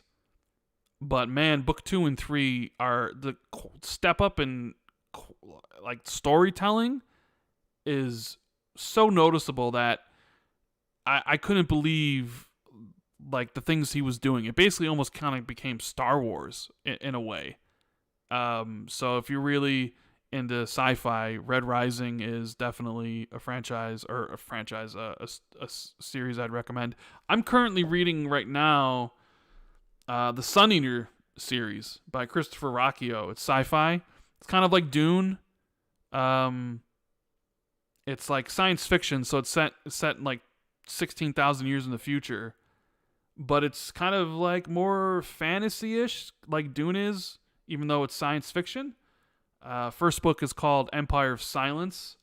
They're big boy books, too. They're like 800 pages. I'm really enjoying it. It's first person as well, so there's a lot of books. Those are some of the ones I'd recommend. So, yeah. Let's see what else we got here. Read a book. Yeah, I know you read a book about World of Warcraft. Ermi says, any news on expansion cards? Lower prices, new 4 terabyte version? You ever heard anything, Jez, about... That's a good question. I haven't heard anything. But yeah, they really need to do something about that. Maybe the CMA could look into competition in the Xbox storage market instead. Yeah, right? Jeez. Yeah, I haven't heard a damn thing. Sorry, guys. Satch Question Time says, any word on the Series S disk drive add-on? I want to make my Series S more special. I can't imagine them making a disk drive add-on. Do you? I don't think they'll do a disk drive add-on, sadly, because I don't know if USB is fast enough to deliver some of that stuff. I think like you probably could install a game or watch a movie over USB, maybe, but maybe Microsoft just doesn't think there's enough demand for that. That's interesting, you know. Because I actually have a disk drive, USB disk drive for my PC, because I haven't had a laptop with a disk drive in God knows how long. So they just don't make them anymore, right? But so every now and then, very rarely, I think, damn, I actually need a disk drive for this or something. So then I ended up buying a portable DVD drive. I don't know. That's an interesting question. I might ask around about that, see what Microsoft's thought process is with regards to that, because that is interesting. But I haven't heard anything. Yeah. Let's see. Frizzle says, hi guys, love you too. My question, do you guys think Sony is legitimately paying off regulators like CMA to block the ABK deal? No. No. When I'm saying like Jim dance moves, Ryan's making phone calls, it's just kind of jokes. But clearly Sony is telling the regulators what they told the Brazilian Commission. You know, like that is 100% what's happening. There's no one's paying off anybody. And if people are saying that, they're probably just joking. I can't imagine they're being serious with that. So, no, I don't. I really doubt that. God, can you imagine? Can you imagine? You know, it's funny. Like, there's almost a part of me that just kind of like wants to see the deal get blocked just to see your reaction, because you could have 2 things this year where you said 100% were happening that didn't happen. You know? What? Well, with Starfield 100% coming this year. That was you. That wasn't me. That was you. That was you. I was the one being like, you sure, Jez? Changing reality right now. Sure? Didn't you say it was going to launch last year? No, you said it was going to launch last year. What? No. That's even worse. No, that was, you said it was going to launch last year. That was Special Nick that said that. That wasn't Randall Thor. Yeah, but you agreed with him. I remember. Well, I mean, I had my pie in the sky thing where they were going to launch Forza, Halo, and Starfield the same holiday. Yeah, exactly. So you said it was what you said was even worse. No. So you said it was going to come last year. I remember because someone in my news team was like, "Oh, your buddy said this." What? Do you want me to write an article about it? Yeah. I was like, "Oh God, what is Rand doing? Putting that out there? Because obviously it's not going to happen. Why does Rand want to get everyone all disappointed?" And then I spoke to you and I was like, "Rand, you can't just put this shit out there, bro." That's why. This is like character assassination right now. Oh man, brilliant. Peter Donnelly says, one of the best YouTube shows around. You guys are awesome. Thank you. That's high praise. There's a lot of great YouTube shows around. The fact that you choose us is makes it all worth it, really. NC says, any rumors, chance we'll see a new Killer Instinct soon? Best Xbox exclusive in the last decade. I mean, I hope we do. But, I mean, I haven't heard any new rumors or anything, and I don't think you have either, right? No, I haven't heard a damn thing. It's a shame because, you know, one would hope that this could be, especially in a world where the fighting game genre is Kind of blowing up so now, isn't it? competitive. You got like Yeah, multiverses, 20 million. You know, like it's Street Fighter 6 is probably going to do incredibly well. Mortal Kombat 12 probably going to come out soon, some point. Like yeah. fighting genres doing better than ever. It seems it's time for Killer Instinct 2. Let's go. Shark Cop says, if this acquisition goes through, how long do you think it will take before another major acquisition? Not long. If it goes through, let's say it goes through like March 20th, I think Xbox acquires Take-Two the 21st. Are you serious? No. Yeah, like the Activision Blizzard deal gets approved on the 20th, and the next day they go buy Take-Two. Yeah. Well, I wasn't sure because you were silent. I was like, wait. Well, I was waiting for you to say something. Oh man, I don't think they'll buy Take-Two. I mean, what do they have? They only have Grand Theft Auto, right? Yeah. Surely a better purchase would be Capcom. No, that's Warner Brothers Discovery. A lot of turmoil going on there. Maybe they can get the gaming division out from underneath Sal Stresnik, whatever his name is. It seems like he's burning the company down around him. You know? But isn't the gaming division the one part of the company that is doing okay with all that shit? I don't know. I didn't I hear that he was being kind of hands off with that shit? I don't know. Could be wrong about that, I guess. Let's see what else here. We got a question from Justin. After the Activision Blizzard acquisition deal finalizes, where do you think Xbox will look for acquisitions? Large publishers like EA or individual studios? This kind of ties in with the other question we just had. Interesting though. I think they'll continue to look to shore up where they're weak right now. Yes. I think with Activision they pretty much have mobile covered. But I think they might look further into PC. I think one of the things they'll want to do is find a studio that can sort of help out with Age of Empires as a franchise.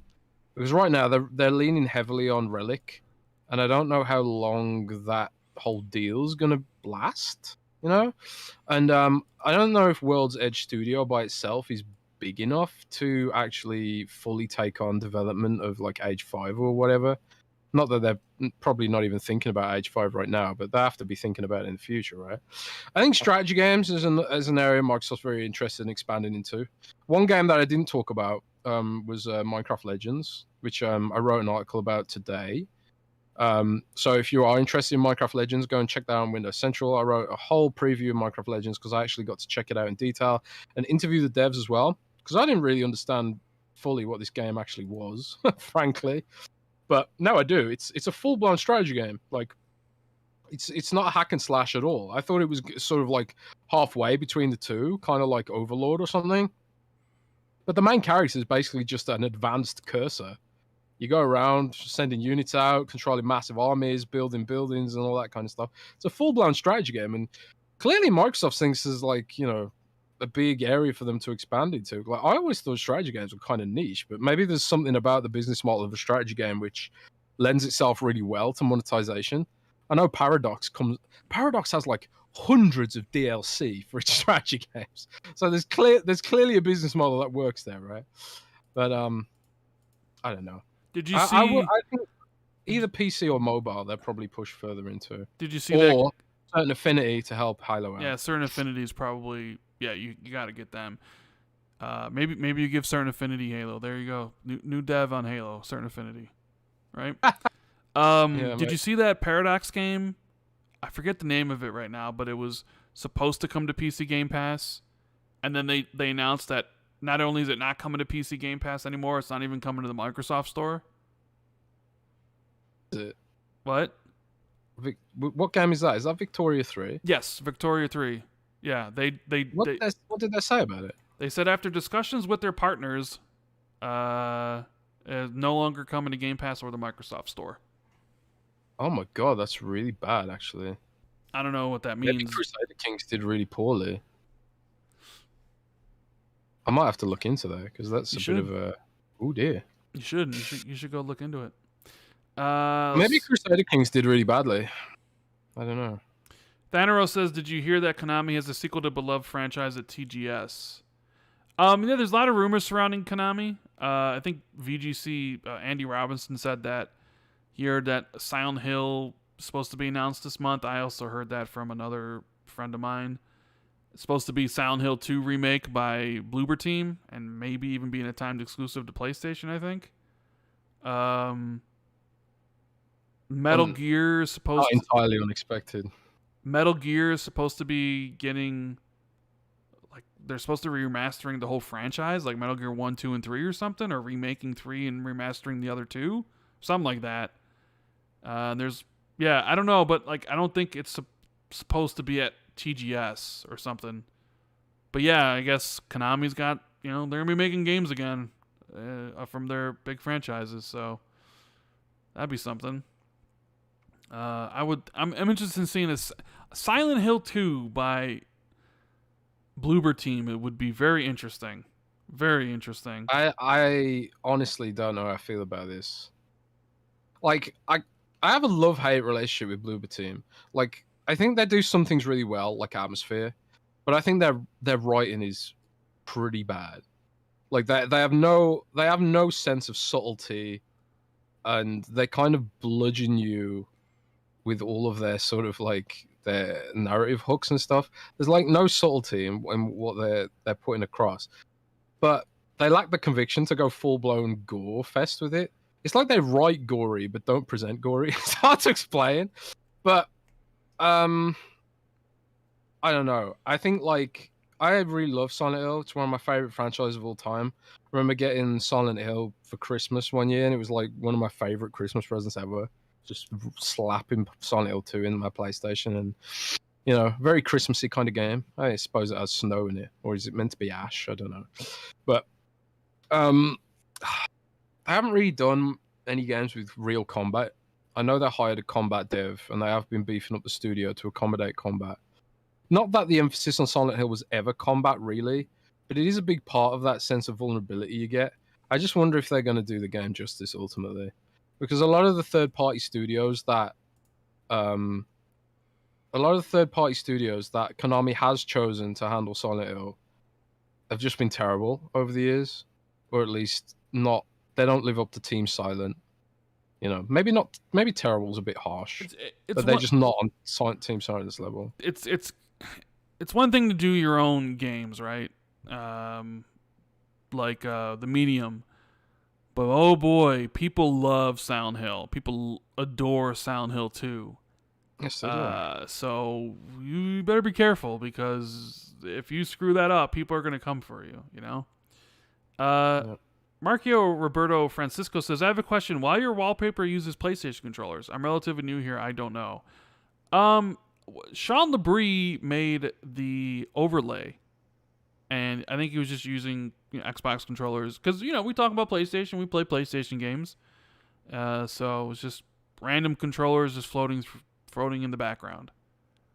That's the reason. Let's see, any more? Oh, there's Sean Labrie, the one, the only, the master.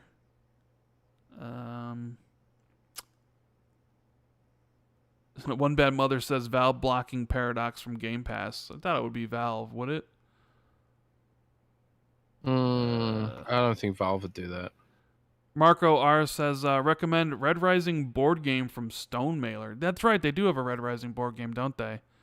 I got nobody to play board games with, so I just read the books and play games and stuff. Darren says, Ubisoft is shutting down multiple 360 multiplayer servers this month. Should we expect more 360 shutdowns in the future? Probably. It's inevitable at the end of the day. Yeah. Those games are never going to, those server-based games are never going to live forever, because it's not cost-effective to keep running the servers, right? Yeah, definitely. So, you should definitely expect more to go down. Definitely. Frizzle says, do you have any interest in sci-fi? Have you read any 40K books? I do like sci-fi a lot. Fantasy is my preferred genre, but I know what I do normally is I'll read a series and I'll flip genres to keep it fresh. So if I read epic fantasy, and then I'll read a sci-fi, and then I'll sometimes go to contemporary, like read some Stephen King or stuff like that. So yeah, I mean, currently right now I'm reading The Sun Eater, which is a sci-fi book or sci-fi series. So yeah, I do love me some sci-fi, but I have not read any Warhammer or any 40K stuff. So John says the Dark Tower movie sucked. Indeed it did, but it doesn't matter. I still love the Dark Tower. Childish Bambino says, will George R. R. Martin ever finish Winds of Winter in the final book, which I believe is A Dream of Spring?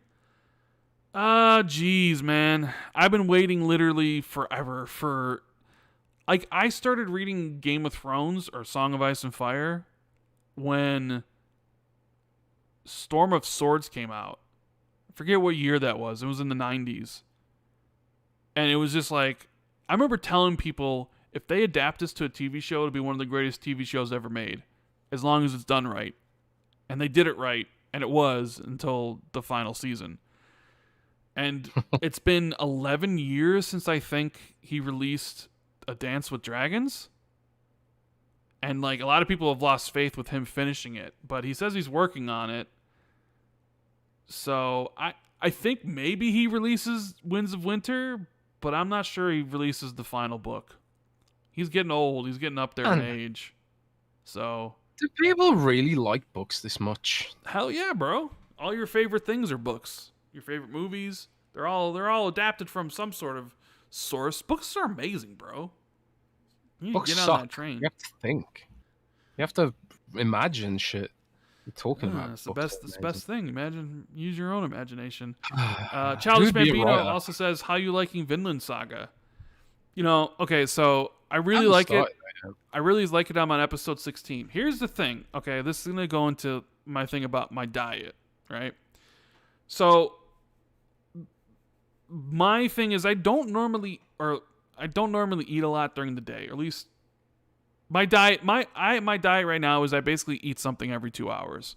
You got lunch, I eat breakfast, I wake up, I have breakfast. 2 hours later, I have some peanuts, right? Like 2 handfuls of peanuts. Then like 2 hours later, I'll have a protein bar, and then 2 hours later, I have lunch. 2 hours later, I'll have like 2 hard-boiled eggs. 2 hours later, I'll have like a bag of popcorn. And 2 hours later, I'll have dinner. And then 2 hours later, I'll have these other the bag of chips I like that are good. And then 2 hours later, I'll have chicken and broccoli. So it's just like small portions, but eating every 2 hours so I don't get hungry, right? And it works for me, you know? But how I used to be was I used to not normally eat too much during the day. And then when I would get online at the end of the night to watch something on TV from Netflix or Amazon Prime, I would have to eat something. So like I'd be sitting there watching Vinland Saga, but to watch Vinland Saga, I'd have to order something from DoorDash. And I was pretty much doing that like, I don't know, 3 to 4 days a week every month. So right now the hardest thing about the dieting and all that stuff is when I want to watch something on Netflix or anything else, my brain tells me I should be ordering food and I need to be eating food while watching stuff, because that's how I've consumed all my TV shows on all these streaming services for years now, is that I watch a show or I watch a movie, I'm eating something. So yeah, I know that feel. Yeah, it's a lot of diet stuff's about having habits you've learned over your whole life, and it's hard to break those habits. Yeah, God, I know. I lost 5 pounds this week though. So. That's good. See, now I'm on a diet, you're on a diet. We're gonna get healthy together, Jez. You know. Yeah, man. Georgie says, "Can Patreon members listen to your after show talks?" I mean, me and Jez still need to talk about if we're doing, things we would do for a Patreon. The thing with after there's really no after show because Jez is tired. Because what time is it by you right now?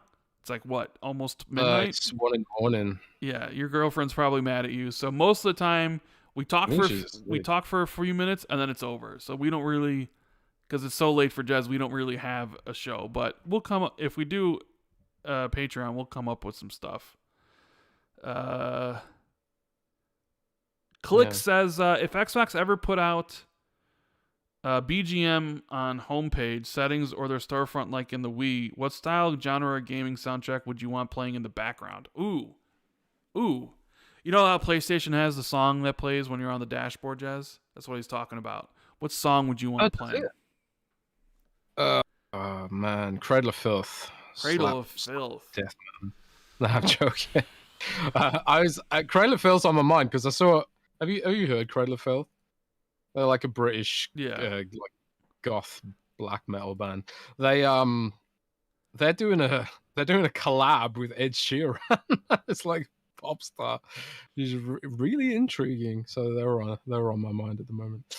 But God, I don't know. I did just get a pang of nostalgia when you said PlayStation.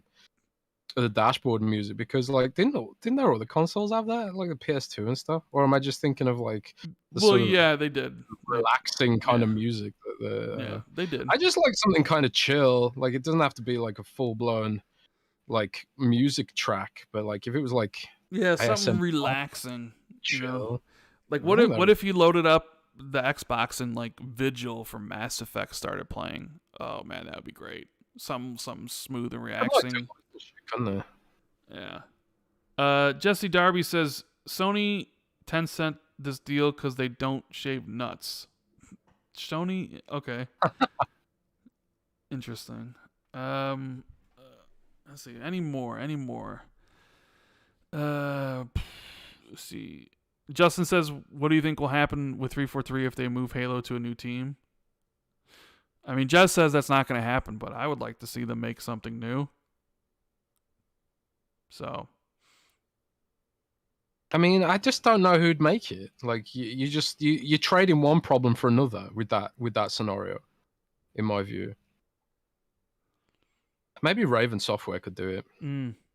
Raven, that'd be interesting. Maybe give it to one of the Call of Duty teams. Sparhawk says, have you ever tried any lit RPG books? I don't think so. I don't think I have. At least I don't know what those are, but I'm going to say no. Mr. Goodcat says, I'm waiting for the end of the King Killer Chronicles. I have the first two books, but I'm definitely not going to read them until the third one comes out, because what's the point? Although maybe I should read them because everybody says they're really good. I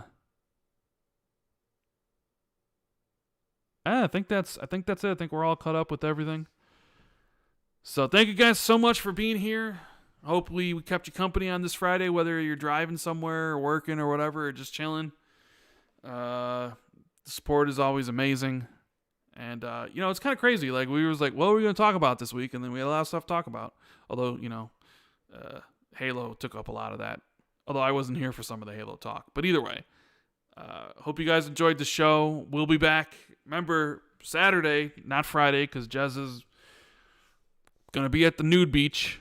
So, with this Peppa Pig hanging out. Oh, God. So, before you guys go, hit the like button, subscribe if you're new, and have a good rest of the weekend. Keep it gaming. Take care, everybody. Later.